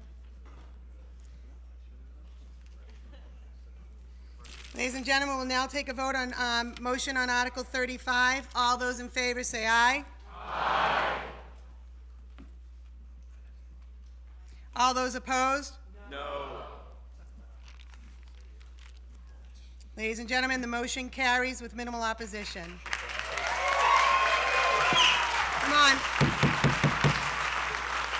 Moving on to Article 36, Mr. Wilson.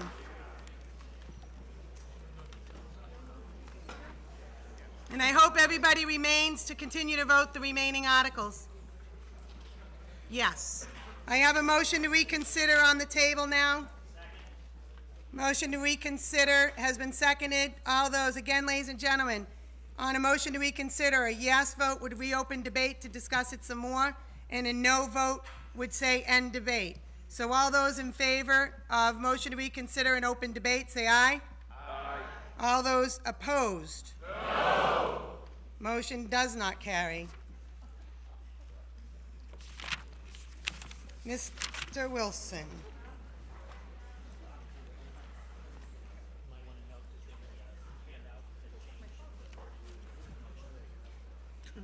Yes, thank you.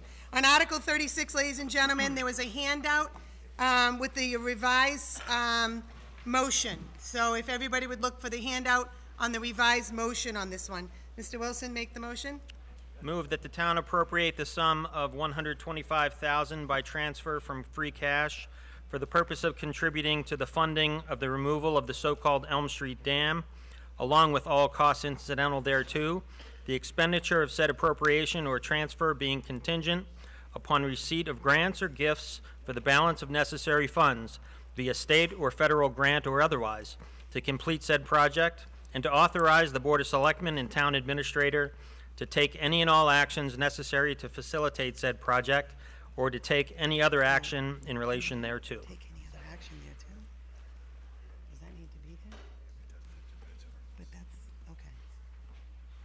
Having a second on that, Selectman Wilson, would you address that article, please? This is a proposal to fund a portion of the cost to remove the Elm Street Dam. I believe there's going to be some information or presentation by either Alex Manfield or Pine from the Jones River Watershed Association. Thank you, Mr. Wilson. We have, are you leading the presentation? Okay.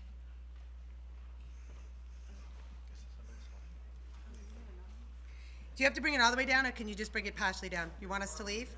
Huh? Great, thank you.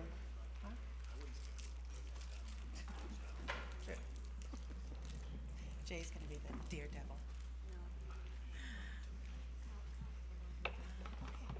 It's just the presentation.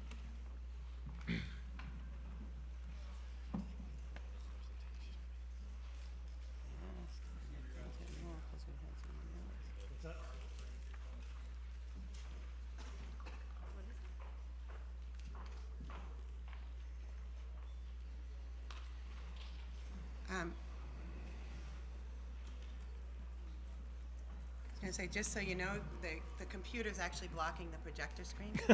So. Looks like it's all right.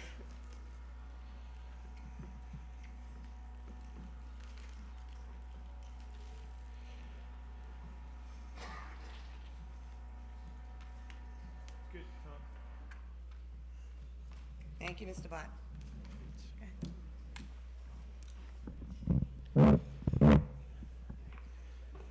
Good evening. Name and address. My name is Alex Mansfield. I am a visitor here from Marshfield. I am an employee of the Jones River Watershed Association. I'm the Ecology Program Director. Given the late hour and third evening, I will try to keep this presentation brief and answer questions as they come up. We're talking this article about the Elm Street Dam. It's not really associated with Elm Street other than it is at Elm Street. There's been some confusion about that. These pictures here on the top is the dam as it existed before 1920. It was a wooden structure associated with the mills on either side. Before then, going back to the 1600s, it was a series of other dam structures. And then the bottom picture is the current configuration. This picture was taken in 2013 during the bridge reconstruction. It's worth pointing out here that when that bridge was reconstructed, Mass DOT gave consideration to the potential for future dam removal, and so they built that bridge such that the dam could eventually come out without impact to the bridge. So the reasons, and just cutting straight to the chase, why we would consider removing this dam on the Jones River. For the town, it's an upstream flooding risk. On high flows, it floods the properties upstream, particularly Sampson Park. and downstream creates significant risk to flooding. In 2010, if anybody remembers the 50-year storm we had in March of 2010, there was significant flooding of the water department building and the Jones River Trading Company across the river. And the risk of failure of the dam would be for significant flooding of downstream properties. I think we all remember the big incident in Taunton in 2005 where the dam breached and they had to evacuate downtown Taunton. They eventually removed that dam to protect downtown. So removing that risk and liability from both flooding, personal injury, and cost. Eliminate the recurring maintenance costs. This is a structure that doesn't serve a purpose anymore. At one time, it powered a pump that pumped spring water to a cistern for the town's water supply. It hasn't done that since the 1950s. But yet this concrete structure continues to require maintenance, patching of the concrete, fixing of the sluice boards, and it's failing. Over time. It was built in 1920. Improving water quality. I have a couple pictures coming up in a minute. The impoundment, if you've driven over Elm Street and looked at the pond upstream, you know what it looks like even at this time of year in June. By August, it's really bad. It's on the state list of impaired waters for a long list of impairments, including low oxygen, algae, aesthetics, turbidity, temperature. And so the town is responsible for improving their impaired waters under state law. There's a number of ways to do that. There's stormwater upgrades. There's nutrient mitigation programs. Removing the dam would take care of all of that in one project. And of course, the Watershed Association's big focus is improving the aquatic habitats. We have fish that can't pass the dam. We have other animals that can't pass the dam. And all of these come together sort of, the idea of doing a dam removal in a planned way, in an engineered, designed, community participation way, gives us the opportunity to do this with some informed planning, decide what we want to get, and do it cost effectively versus waiting until something significant happens and responding in an emergency, which is never the way you want to respond to an issue like this. This is part of a bigger project that both the Watershed Association and the town have been working on for 25 years that doesn't include just the Elm Street Dam, but also includes the dam removal at Wapping Road that we did in 2011, projects at Lake Street. You heard about the culvert removal or replacement earlier tonight. Land protections, of course, in Cranberry Watershed Preserve, including culvert removals there, and water quality programs up at Silver Lake. These are all species that are impacted by the dam now. Shad come up Jones River right to the base of the dam. They can't pass the dam.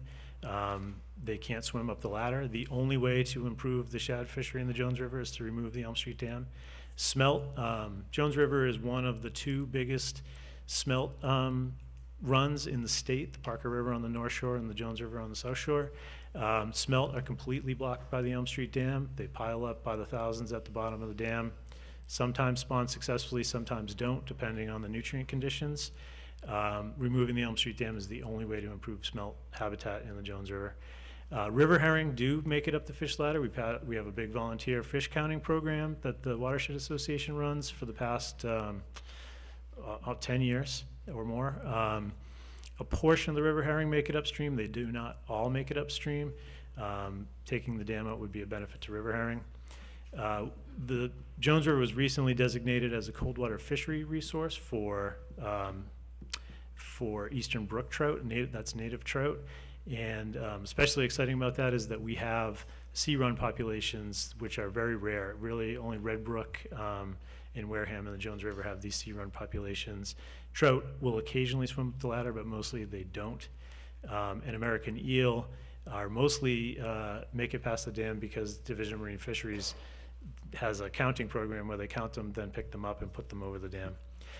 All these pictures, except for the eel, this eel picture is taken at Wapping Road just before we remove the dam.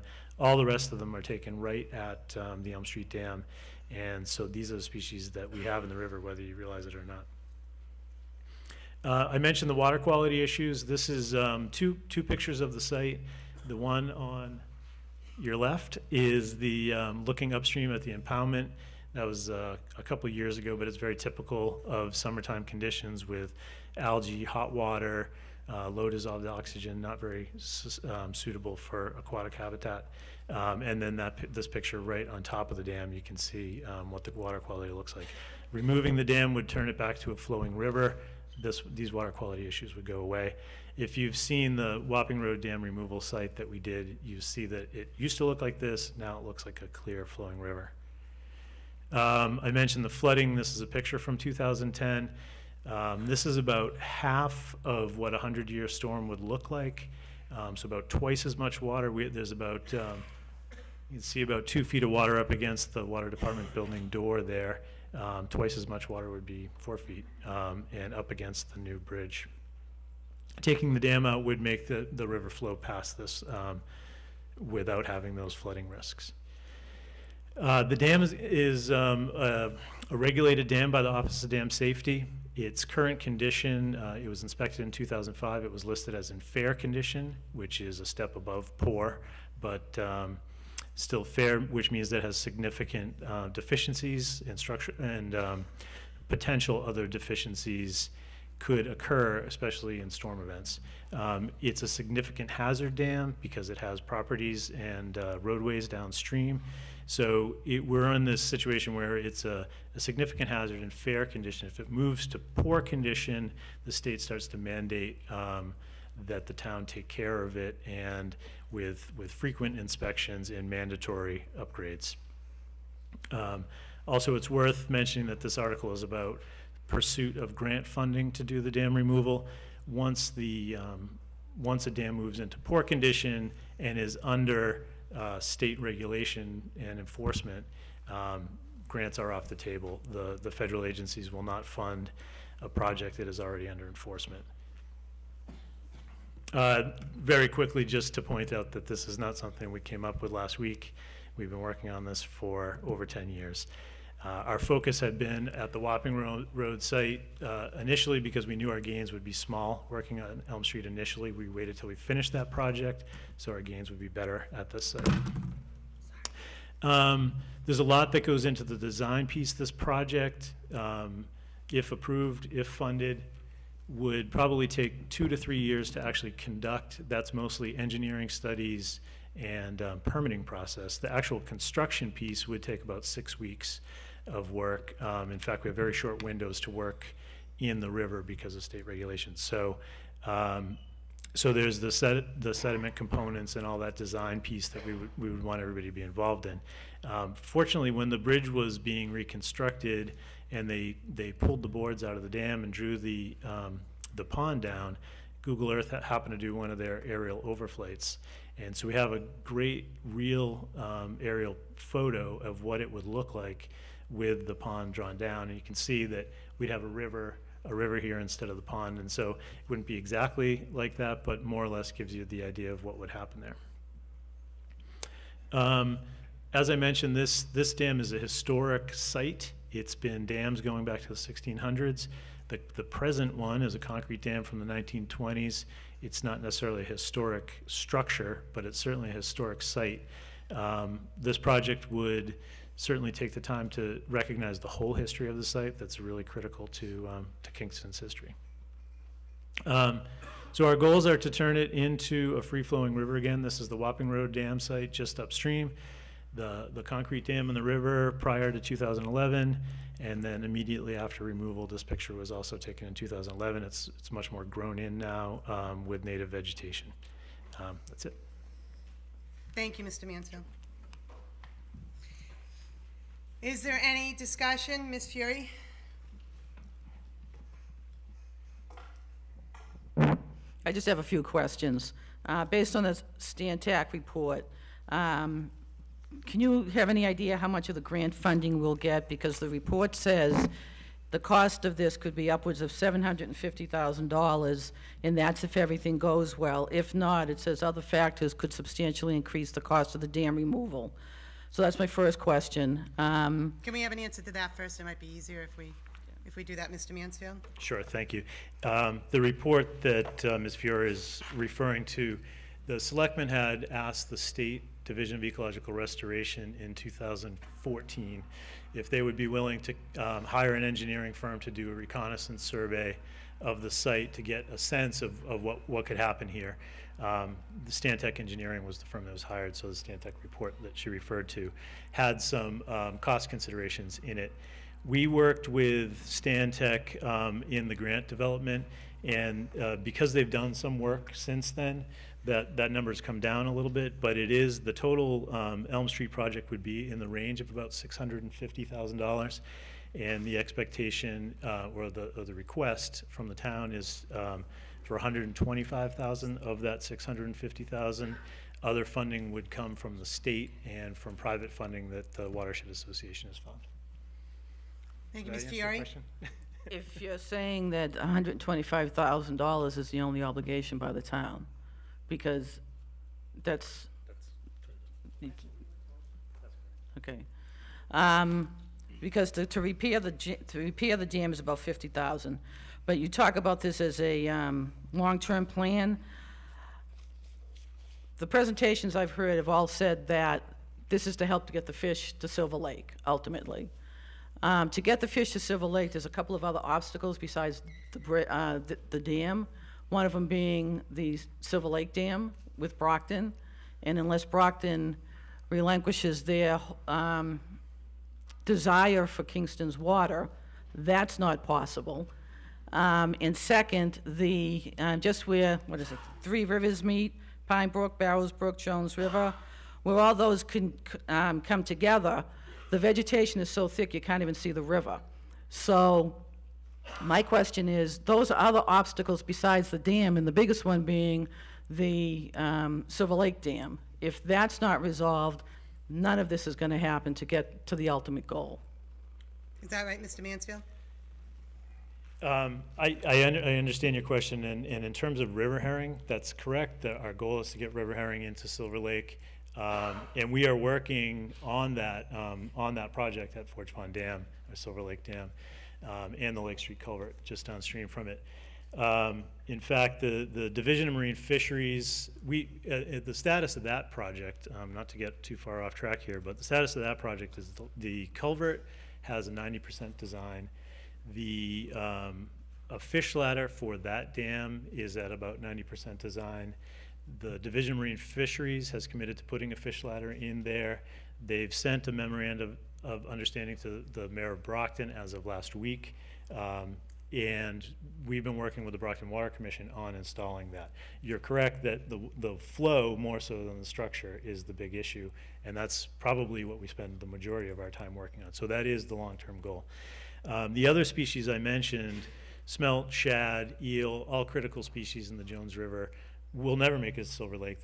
That's not their ultimate goal. They spawn in the lower sections of the river. So removing Elm Street Dam would benefit those species regardless of the other project. And to your other point about the confluence of Jones River Brook, Barrows Brook, and Jones River, it's true that it's well grown in there. You'd be surprised what fish can pass. We were also working in Furnace Brook recently, and we're really impressed to see both trout and river herring moving through what seemed impassable. But we are working with Division of Marine Fisheries on a stream clearing project as well. In fact, they just cleared a couple miles up by Lake Street last week, and we will continue that all the way down through the whole river. Thank you, Mr. Mansfield. Mr. Koska? Bob Koska, 55 South Street, and also a member of the Kingston Board of Water Commissioners. As an individual, I think this is a really good idea, especially when you're looking at the exposure to the town of only being $125,000, with the rest of the cost of this being found someplace else. As a water commissioner, however, I got a couple of issues that I need answers to, and I'm not sure you have the answers tonight, but these are issues that matter to us. For those of you that don't know, the water department building is right there where the dam is. And we have some concern that if you take the dam out, does that risk undermining the building itself?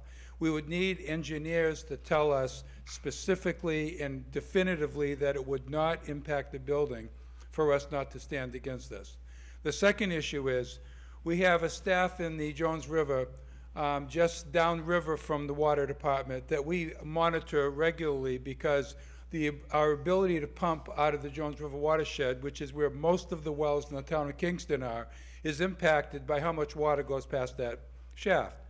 Once you take the dam out, it's like all bets are off. We now have to come up with a different way to do it. And one of our concerns is that the different way may wind up telling us that we can't use as much water as we currently use in the Jones River watershed, which is going to put us in a very difficult situation in providing potable water for the residents of the town of Kingston. So looking for answers to two questions. I need guarantees that that building will not be negatively impacted by taking out the dam.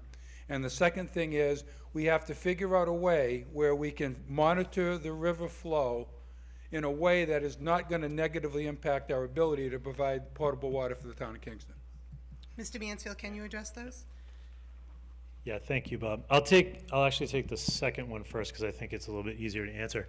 I don't see any reason why that USGS gauge would not stay in place once the dam's removed. The flow at that point where the stream gauge is will not change as a result of the dam removal. If the channel is reformed at all there, they will have to do a new rating curve. Those gauges are based on the channel shape, but that's a very small job. So I don't think there's any reason to assume that staff gauge would go away. As you know, there's other risks to that staff gauge, mostly funding, that has almost gone away in the past and would be an issue. And I'll say that JRWA has put a lot of time and effort into making sure that funding continues to exist because we use that gauge a lot too. So I don't think that would be an issue. As far as the engineering goes, I'm not an engineer. I don't want to speak for the engineers. The screen's up now, but you saw the pictures of what that dam looked like in 1920 when it was constructed. The back room of the water department building there was new concrete poured at that time. The back room was built on top of that, and then the dam is adjacent to that. The engineers that did come out to do the reconnaissance survey, first of all, put that as a top priority for this project.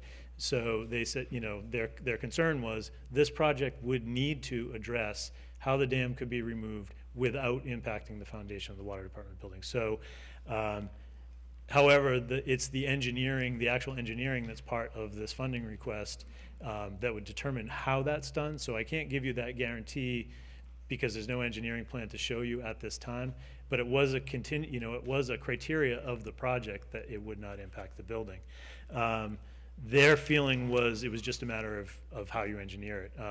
At the Wapping Road Dam site, if you go up there, you may not notice it because there's vegetation growing all over it. But the two abutments of the dam on either side of the river remain in place for the same reason. On river right to keep the bank in place, and on river left because of the same building concerns. So the abutments stayed there, vegetation was planted over them, and it was a way we worked around it. Thank you, Mr. Mansfield. Ma'am? Hi, Leslie Lally, Brook Street. My thing is on the inspection the town had on September 9th, 2015, and you said it passed in fair condition. The estimate for repairs on the dam was only going to be $10,500. Is that correct? Let me just find that page for you. That's section 3 of that report. The construction repair costs were $10,500. They also recommended that an underwater inspection of the spillway and training walls should be performed. I can't tell you how much it would cost to do an underwater inspection. They suggested that a detailed hydrologic and hydraulic analysis to determine the 2, 10, 25, and 100-year storms should be performed. I can tell you that study usually costs in the $50,000 to $60,000 range. And it talked about updating emergency action plans. So there's more than the $10,000 cost. I don't want to throw numbers around, but it would be more than that if you did the studies that were recommended. And keep in mind that would be to repair the issues as they exist right now. Those would be recurring costs over time as the structure deteriorates. Thank you, Mr. Mansfield. Before that, Ms. Fury, you have information regarding the costs? Yeah, the section in the report says $17,000 for additional dam inspections and minor repairs, and then it just goes on to say, for the work described in Section 3 of the Phase 1 inspection evaluation report is $50,000. And then after that, it would be, we don't spend that much on routine maintenance. I believe the water department manages that. And every 5 years, we'd have to have an inspection done. So give or take $50,000. Thank you, Ms. Fiore. Sir? David Frank, And 23 then I have- Wapping Road. I just want to speak to the water quality. My house, behind my house, used to look, the river behind my house, used to look just like the river upstream of the Elm Street Dam. And now it's clear as a bell. You can see to the bottom of the river. You can see the fish swimming by. It's beautiful. When I go down to the Ardina, it looks like chocolate milk down there. It's just, if somewhere between where they took the dam down at Wapping Road to Elm Street, it just becomes cloudy water, and I think it's a good idea to take that dam out. Thank you, Mr. Frank. Sir? Yes. Paul Whalen, 38 Marsh Road. I'm a little concerned about the 20,000 cubic yards of the sediment in the pond and the contaminants in that water, and it's on 12,000 cubic yards is going to go downstream at that time, once you release that? Mr. Mansfield, can you address that issue?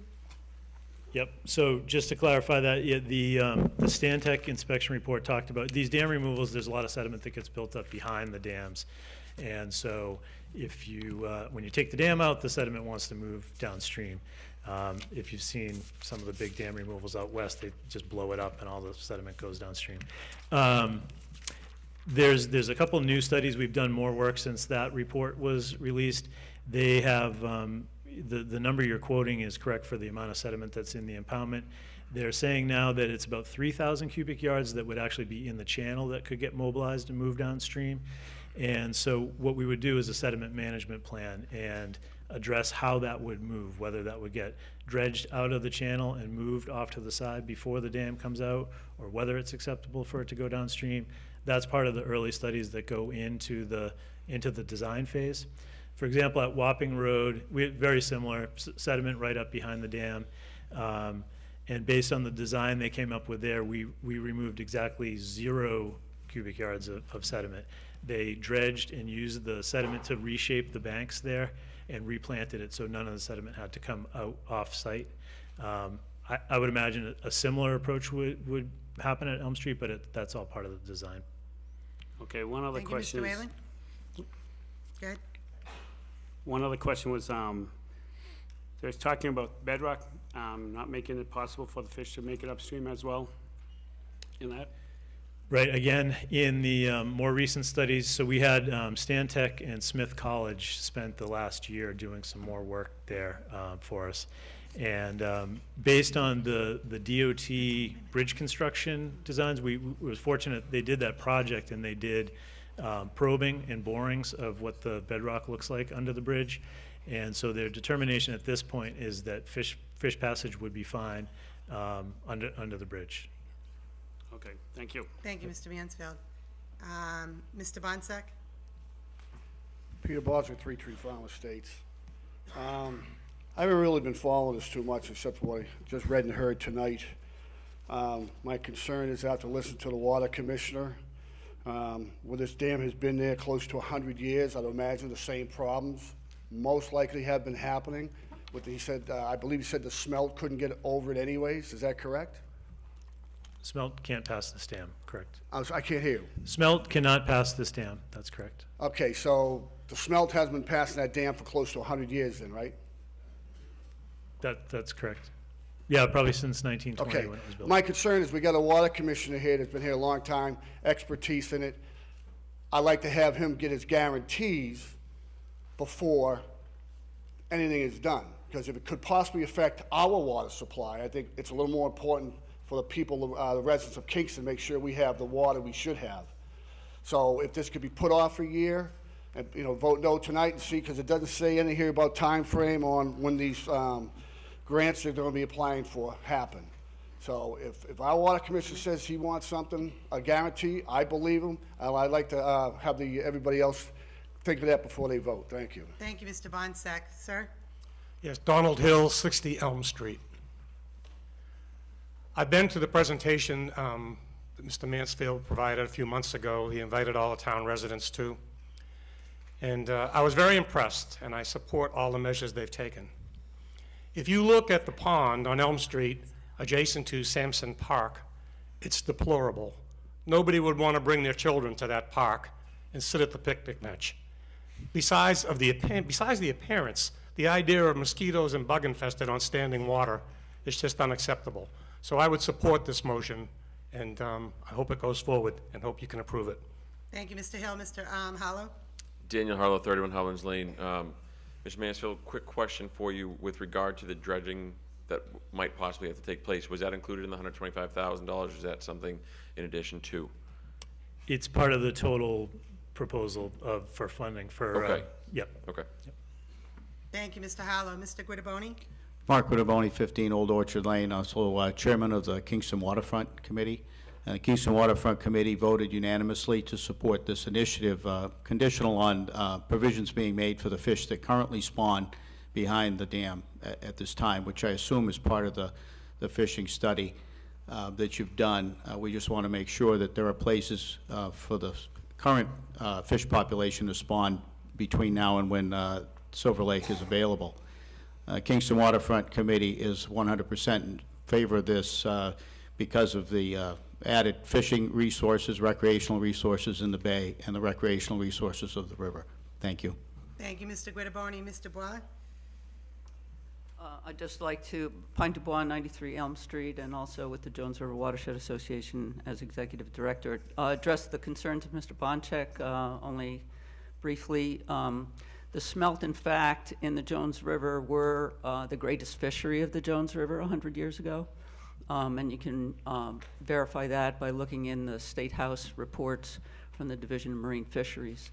They're really hanging by a thread now, in part because of the Elm Street Dam. Of course, there's other issues with that, but removing the dam will help restore the smelt, and they're just about extirpated in our part of the country. So I think they deserve a shot when the dam really serves no useful purpose at all.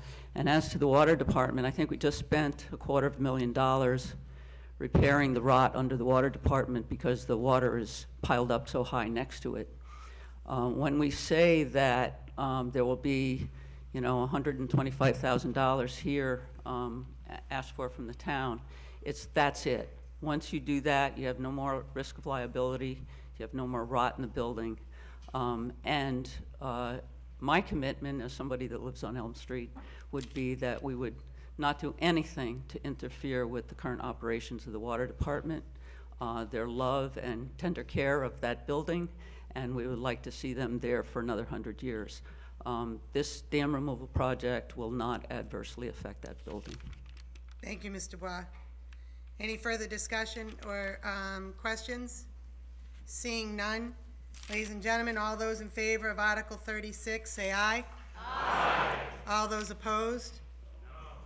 Motion carries with minimal opposition. Thank you.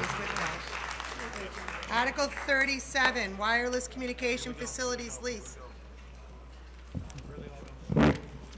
Ladies and gentlemen, please stay for the remainder of our articles. Don't go. Can I make a motion to reconsider? Where are you? I'm sorry, it was like a voice from nowhere. Can I have your name, ma'am? Karen Wehrman. Karen who? Wehrman. Thank you. Address? 25 Tall Timbers Lane. Thank you. Do I have a second on that motion to reconsider? I have a second on that. Ladies and gentlemen, all those in favor of a motion to reconsider, which will reopen debate and re-argue the question, would say yes. All those that want to end any further debate says no. So all those in favor of motion to reconsider, say aye. All those opposed? No. Motion does not carry unanimously. Ms. Mumford, Article 37, please. Move to authorize the Board of Selectmen to negotiate and execute lease agreements for communication towers and wireless communication facilities as originally approved under Article 22 of the 1998 Annual Town Meeting for town-owned property located at Opachinski Athletic Field Complex for a term up to 30 years. Said lease agreements to be entered into in accordance with Mass General Law, Chapter 30B. Thank you. Do I have a second on that motion? Hearing a second, Ms. Munford, could you address the article? This will just allow us to open negotiations to get into a new contract. Thank you. That has Board of Selectmen favorable action, 5-0-0. Any further questions or debate, Mr. Harlow? Daniel Harlow, 31 Howlands Lane. Is it currently being leased? Yes? You said it's Sorry, what? It's currently being leased? Yes. Where does the money go to, and what is it currently being leased for? I'm just curious. Ms. McKinnon, do you want to address where the lease proceeds? I'm sorry, he asked where the money goes, the lease fund. Okay, Town Administrator Fennessy. Hi, Robert Fennessy, Town Administrator. That's on the site of the Opachinski Fields, and it goes to the Recreation Department's operation. The current, if I can just add a little more. Yep.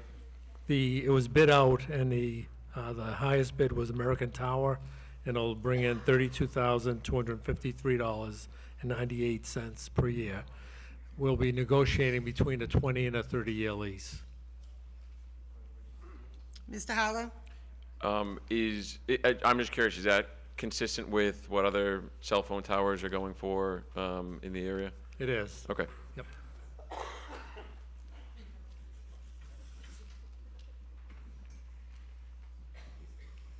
All those, seeing no further discussion or questions, all those in favor of Article 37, say aye. Aye. All those opposed? Motion carries unanimously. Moving on to Article 38, which is the tax agreement, 20 Elizabeth Drive. I don't know why I'm yelling, sorry. Move that Ms. the Board, Mumford? move that the Board of Selectmen be authorized to enter into a tax agreement as printed in the warrant. Do I have a second on that? That being seconded, Ms. Mumford, could you address the motion? Sure. This article authorizes the Board of Selectmen to enter into a tax agreement regarding personal property taxes for a large-scale ground-mounted solar photovoltaic installation. And just an update. This is at the title of the article. It says Article 38 Tax Agreement, 20 Elizabeth Drive, 6 acres plus or minus parcel. It is actually 8.35 acres. We already had that, yes. Ladies and gentlemen, that has a Board of Selectmen favorable vote, 5-0-0, and a Finance Committee favorable vote, 5-0-0. Any questions or debate? Mr. Harlow? Daniel Harlow, 31 Howlands Lane. Just out of curiosity, what was the actual agreement in terms of what was the ultimate tax agreement? Is it the There is no agreement right now. They need. in negotiations now? Oh, this is for negotiations. Sorry, misunderstood. Yeah, this is permission to negotiate. Misunderstood. Sorry. Yep. Any other questions or debate? Seeing none, all those in favor of Article 38, say aye. Aye. All those opposed? Motion carries unanimously. Moving on to Article 39, which is a tax agreement with 25 Elizabeth Drive. Ms. Munford. This is the sister agreement, 25 Elizabeth Drive, 22.41 acres. Move that the Board of Selectmen be authorized to enter into a tax agreement as printed in the warrant. Thank you, Ms. Munford. I have a second on that. Can you please address the motion? It's again, it's with, this article authorizes the Board of Selectmen to enter into a tax agreement regarding personal property taxes for a large-scale ground-mounted solar photovoltaic installation. Thank you, Ms. Munford. That has Board of Selectmen favorable 5-0-0 and Finance Committee favorable 5-0-0. Mr. Harlow. Daniel Harlow, 31 Howlands Lane. I'm sorry to bring it up again, but aren't solar panels property tax exempt for 20 years in Massachusetts? Where they're agreeing to go. They are, okay, that's what I was Well, trying one minute, to let her say. answer. The assessors have been in negotiations. I think it's Lisa Mead from Town Council has also been dealing with them, trying to work out an agreement. Okay, I was just trying to understand the legality of that, just to make sure that. That's the deal. Okay, Get- thank you. Get Thank them you. locked in. Yep. Lock them in. I know. Any further questions or debate? Seeing none, all those in favor of Article 39, say aye. Aye. All those opposed? Motion carries unanimously. Moving on to Article 40. 40? Sorry, amendment to the zoning bylaws, off-street parking requirements. Ms. Boyer? Good evening, Susan Boyer. Yes. Actually, let me announce first, this was another handout. There's a revised motion that was to cleared up some language. So, Ms. Boyer, sorry. Yep. Move to see if the town will vote to amend the Town of Kingston zoning bylaw, Section 6.4, off-street parking requirement by making the following changes. Expanding the distance for shared parking in Section 6.4.1.1 from 300 feet to 600 feet, and to eliminate the provision that such parking cannot cross a collector or sub-collector street. And further amend Section 6.4.1.1A so the minimum requirements from residential parking will be reduced from 2 parking spaces per dwelling unit plus 1 space for each bedroom over 2 to 1.5 spaces per dwelling unit with 2 bedrooms or less, and 2 spaces per dwelling unit with 3 bedrooms or more. And further to amend Section 6.4.1.1B so the minimum requirements for retail business, commercial, or personal service establishment parking will be reduced from 1 parking space for each 200 square feet of gross floor area to 1 space per 250 square feet of gross leasable floor area. And further to amend Section 6.4.1.1C so the minimum requirements for office, professional, business, or public parking will be reduced from 1 parking space for each 200 square feet of gross floor area to 1 space per 250 square feet of gross leasable floor area as described in a document entitled Planning Board Report Annual Town Meeting 2016. Thank you, Ms. Boyer. Having a second on that, ladies and gentlemen, Board of Selectmen, do you have a vote? Pending. Pending. No, favorable. Favorable. Do you have a number on that, by any chance? Favorable, 500. Finance, Planning Board had a favorable 500. Had a favorable, yes. Favorable. Yes. 500. 500. And Ms. Boyer, can you address the article, please? I can. This is part of our effort to adjust parking to support efforts in the town center specifically, and to also address stormwater management, to address pervious versus impervious pavement, and to assist businesses in making sound judgments when they are looking at planning for businesses in town. Thank you. Mr. Harlow? Daniel Harlow, 31 Howlands Lane. How would it impact stormwater management? Do you have an answer I'm for going to Mr. ask Mr. Bott if he'll come up, because I don't really have an answer to that question.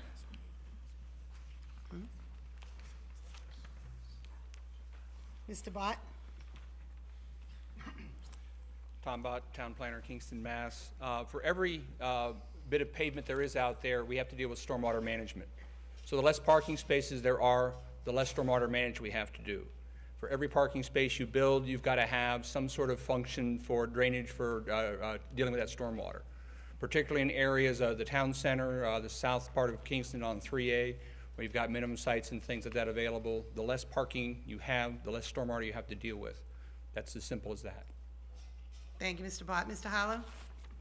So Don't go too far. the minimum, I understand you're trying to create so that the minimum requirement is less, but if a building wanted to put in more spaces, would they be allowed to do so, or would they have to go and get a special permit? And the reason why I ask is because if we're essentially requiring them to have less spaces, would that not potentially hinder commerce in the town of Kingston by allowing for less people to shop at the stores?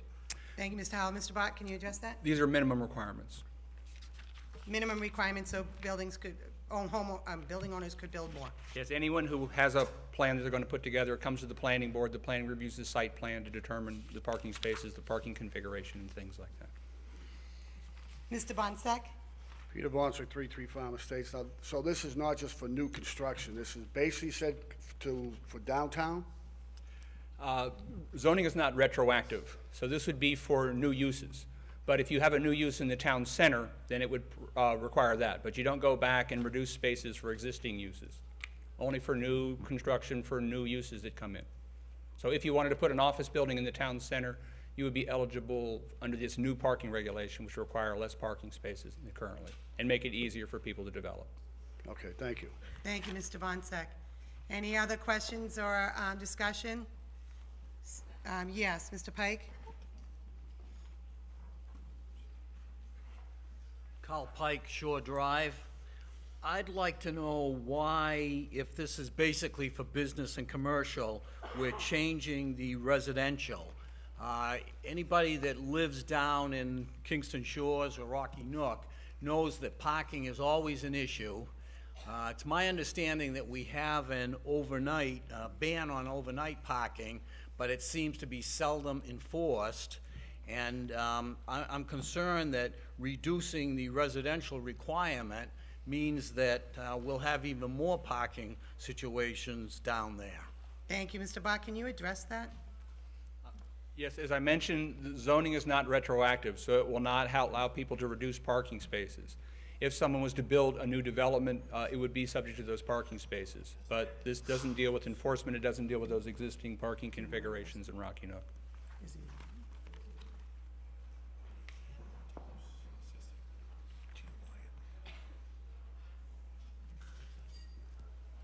Mr. Wyatt?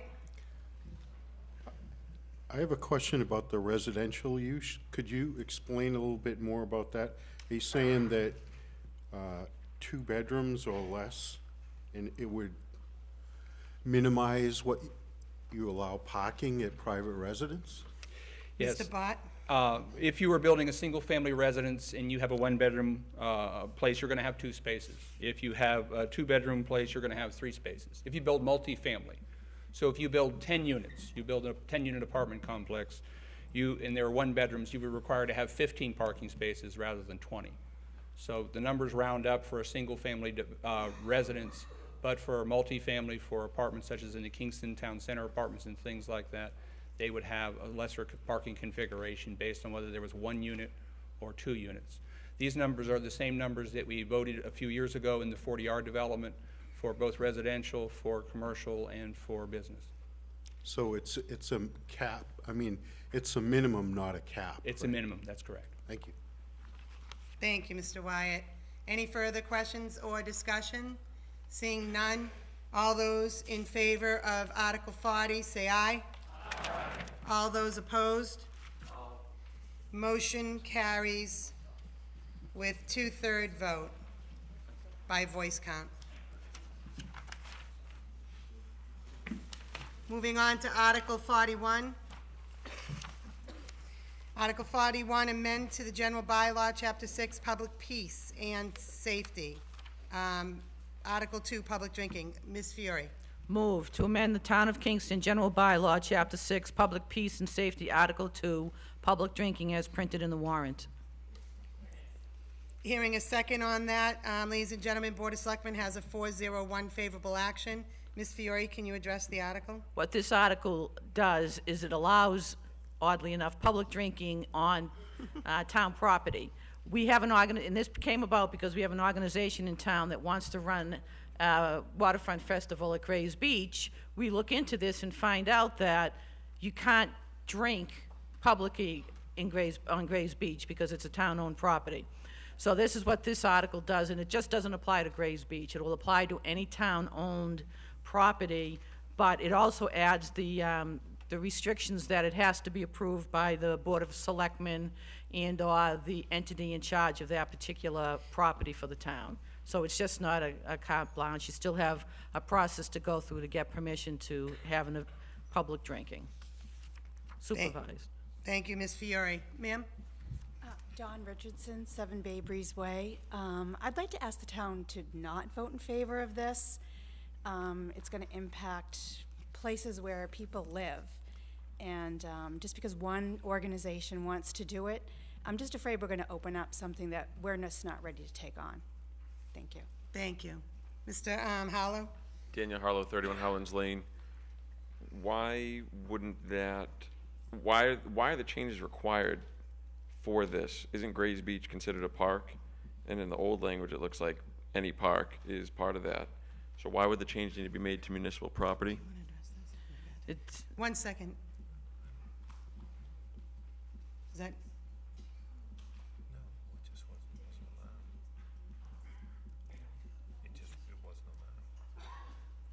Want to address it? I'm not sure what you're reading, Mr. Harlow. It was not permitted. Maybe the red line is confusing. It was not allowed. Right, without the consent of the board, that was already, Right. that's being added in now. Before Okay. it was not an allowed use with any permission. Now it would require the Board of Selectmen authority or permission. Okay. Right. Anything further? The second strike through, the public official or board, what was the purpose of that originally? Why is that being removed?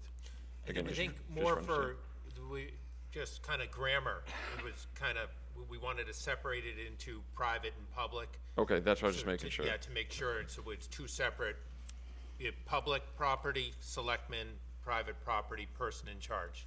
Okay, just want to make sure it wasn't affecting the private. Yep. Thank you. Mr. Guidoboni? Mark Ritaboni, 15 Old Orchard Lane. I understand this article would also allow for the events that take place at the Senior Center and the Reed Center and the other events that have taken place in town that have asked in the past for the opportunity to serve wine and such. So it's not just exclusively a public park or outside license, it's also the inside venues. Is that correct? I'd say, Mr. Guidoboni, that was probably already allowed anyway, because it's a building for which licenses could be granted. It gets a little complicated under the ABCC rules, but this is really more outdoor spaces. Right. So, And I understand it would require the Board of Selectmen's vote to endorse and set the rules and regulations in time and everything else within that. that's how we set it up. Great. And the Kingston Business Association, that group that's planning that event, would certainly appreciate a positive vote on this article. Thank you. Thank you. Do you want to explain the ABCC, what that is? Just in case I'm anybody's sorry, unfamiliar. Alcoholic Beverage Control Commission. There's still a lot of requirements for licensure over and above what the selectmen do. There's all kinds of rules and regulations they have to apply, not just for the permission to use the property, but to obtain the actual license to have the liquor being dispensed by the persons that are running the event. So there's a double set of licenses here, both the liquor license as well as the permission to use the property. Thank you. Mr. Fons? John Michael Font, 16 May Avenue. I would like to speak in favor of this article. I would just like to say that although I'm not necessarily in agreement with the regulation, but I think it's at least opens the door crack to some freedom. And I think that, we have a Board of Selectmen that we've, voted for, and I think that we should trust in them, in their discretion to decide, through that process who, should be granted that and not, and who shouldn't be. So I think that we should vote in favor of this. Thank you, Mr. Fons. Thank you. Any further questions or debate? Yes, sir.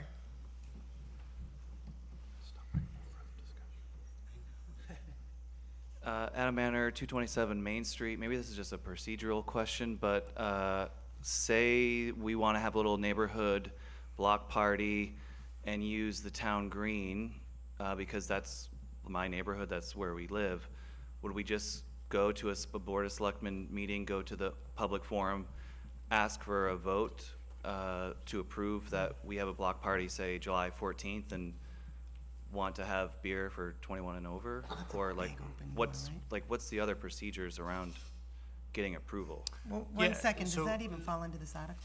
Well, it may fall under this article. Look up, there's probably block town parties all over town or in towns that don't get this approval, so we appreciate that you're jumping through the right hoops, of course.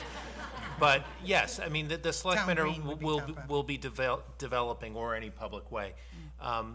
The selectmen will be developing a simple application procedure and regulations to make it as painless as possible. No different than any other similar licenses that people go through for mega yard sales or anything else, or licenses to use other property. Try and get a fairly expedited process for a simple event like yours.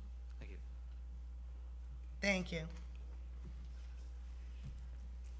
All right, seeing no further debate or discussion, all those in favor of Article 41, say aye. Aye. All those opposed? No. Motion carries with minimal opposition. Moving on to Article 42, disband the Permanent Building Committee. Ms. McFarland.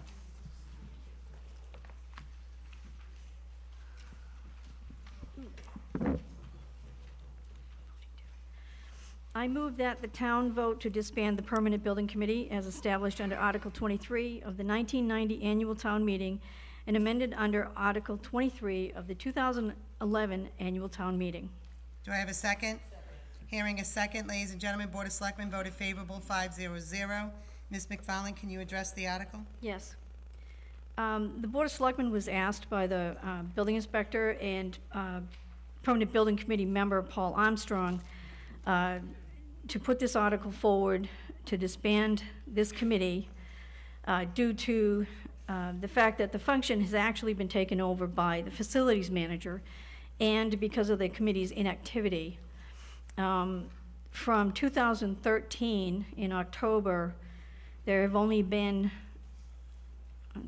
3 meetings posted, and 2014 there was 1 with no minutes, 2015 1 with no minutes, and 2016 1 with no minutes posted for the entire year.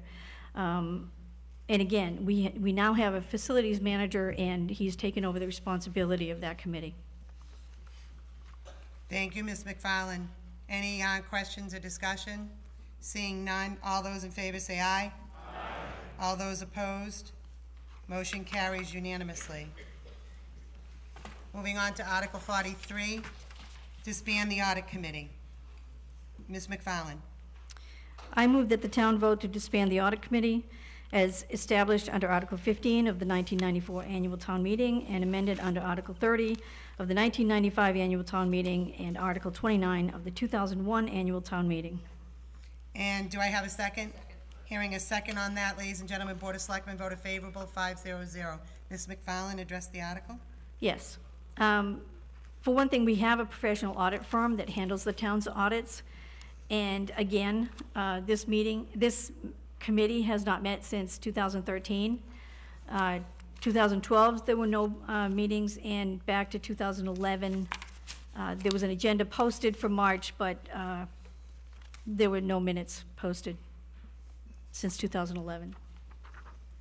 Thank you, Ms. McFarland. Any discussion or questions? Seeing none, all those in favor of Article 43 say aye. Aye. And all those opposed? Motion carries unanimously. Motion, Article 44, petition article to rezone 9 Basler Lane. And are you the person moving that? Okay. And please state your name. Robert Gardner, 9 Basler's Lane. Move to see if the town will vote to amend the zoning map of the town of Kingston by changing classifications of use of a certain parcel of land from residential 20 district R20 to commercial district C, said parcel being located at 9 Basler's Lane as shown on the Kingston Assessor's Map 67 as Lot 38. Thank you, Mr. Gardner. Do I have a second? Second. Hearing a second on that. I have Planning Board favorable action, 5-0-0. Board of Selectmen?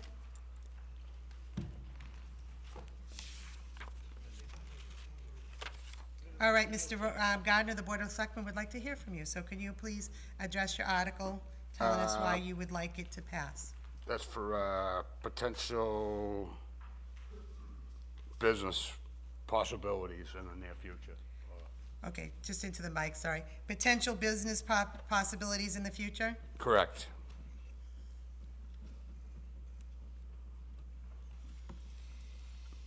Anything for Ms. Fiore? Do you want to address, or are you going to take a vote? You want to wait? You have a question? Question. Thank you, Ms. Fiore. Question? Question.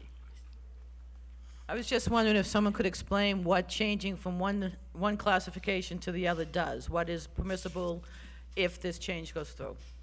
Do you want that, or do you want Mr. Bond? Mr. Bott? Our town planner. If you don't mind, Mr. Gardner, it's kind of a technical. I did want to point out that on the planning board's report, on the back side, there is a map showing Vassar Lane and the property that's on this. Essentially, every piece of property on Vassar Lane is currently zoned commercial. There's one parcel at the end is zoned residential 20. The commercial article, and I don't have the zoning bylaw in front of me, but would allow businesses, commercial businesses, retail, sales, service, businesses such as that type. I'm sorry, I can't hear you.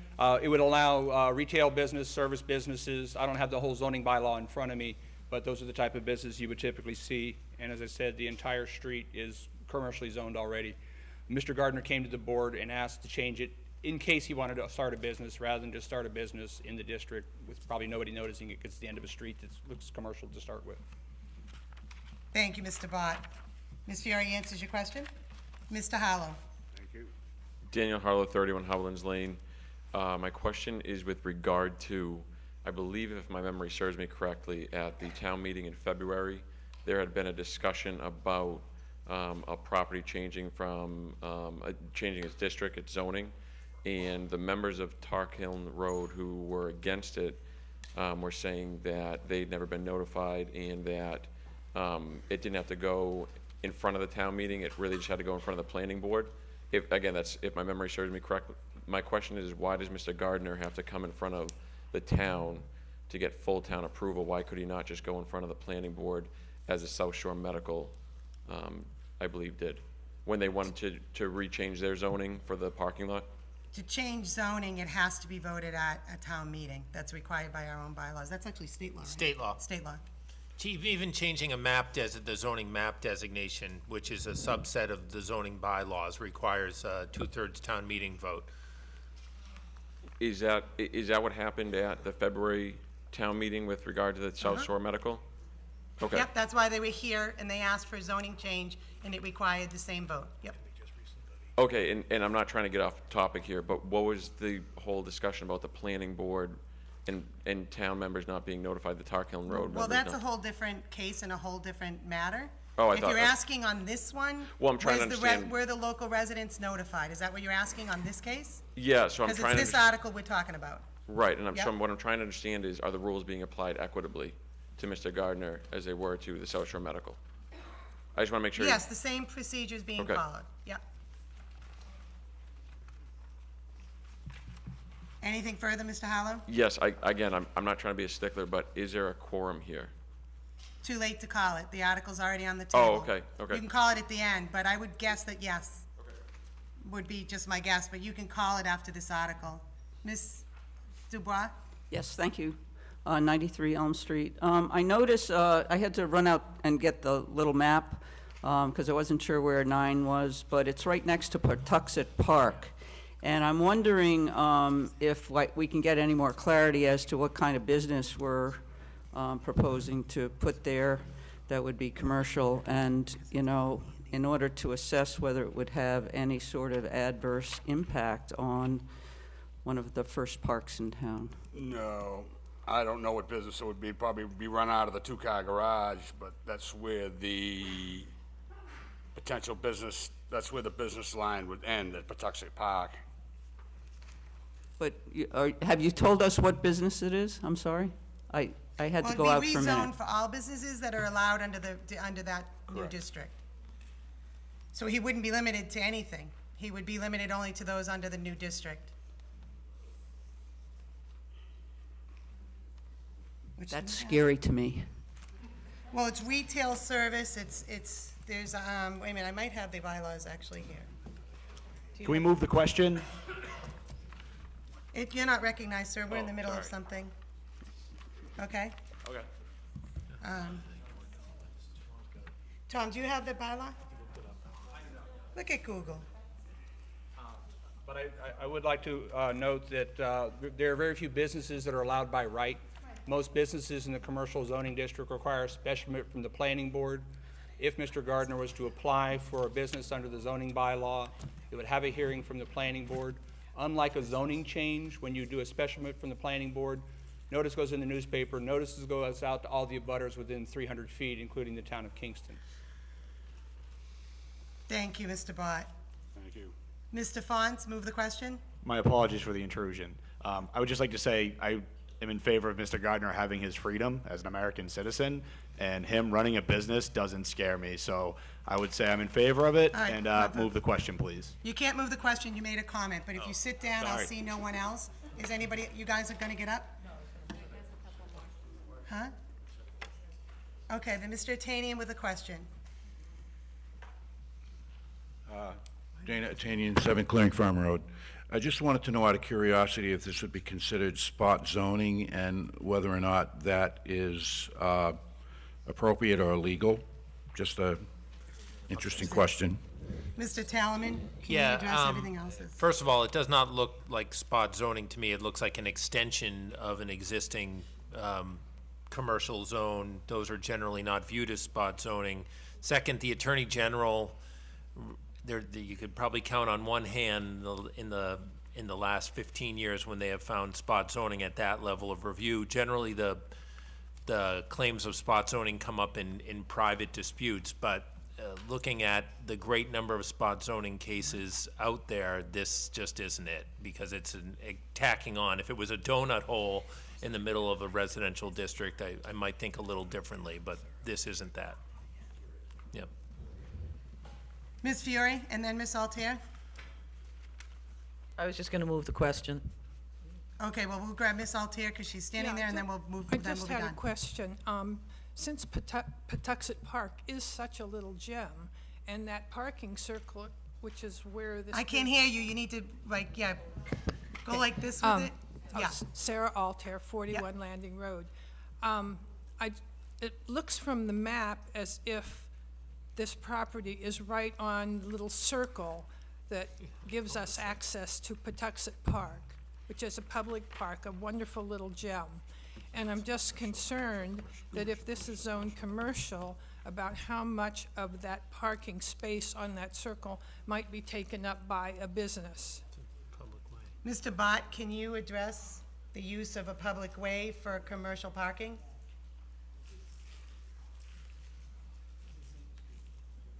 I assume you mean on the cul-de-sac? Yes. Okay. I don't know if the road is posted for parking or not, but any business that comes before the board has to have the required parking spaces available on the site. And as you recently heard, we just reduced those number of parking spaces, so there would be less parking required on his site. Okay, thank you.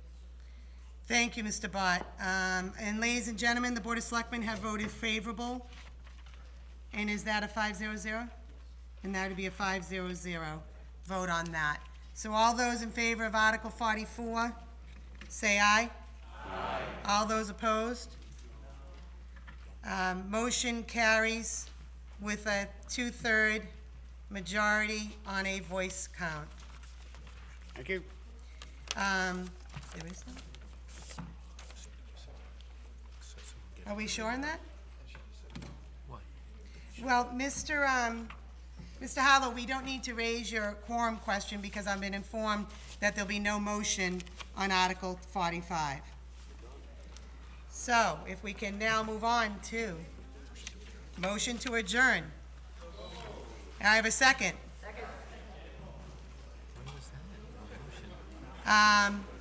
Ladies and gentlemen, it is now 9:51 p.m.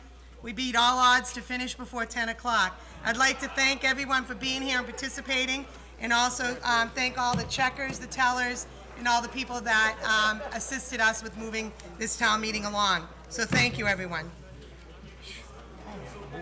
Oh, I didn't take a vote. All those in favor of adjourning, say aye. Aye. All those opposed? Motion carries with minimal opposition. Huh? Really? What just happened at that last article? How could he not? There's a tattoo guy here. People work their tail off.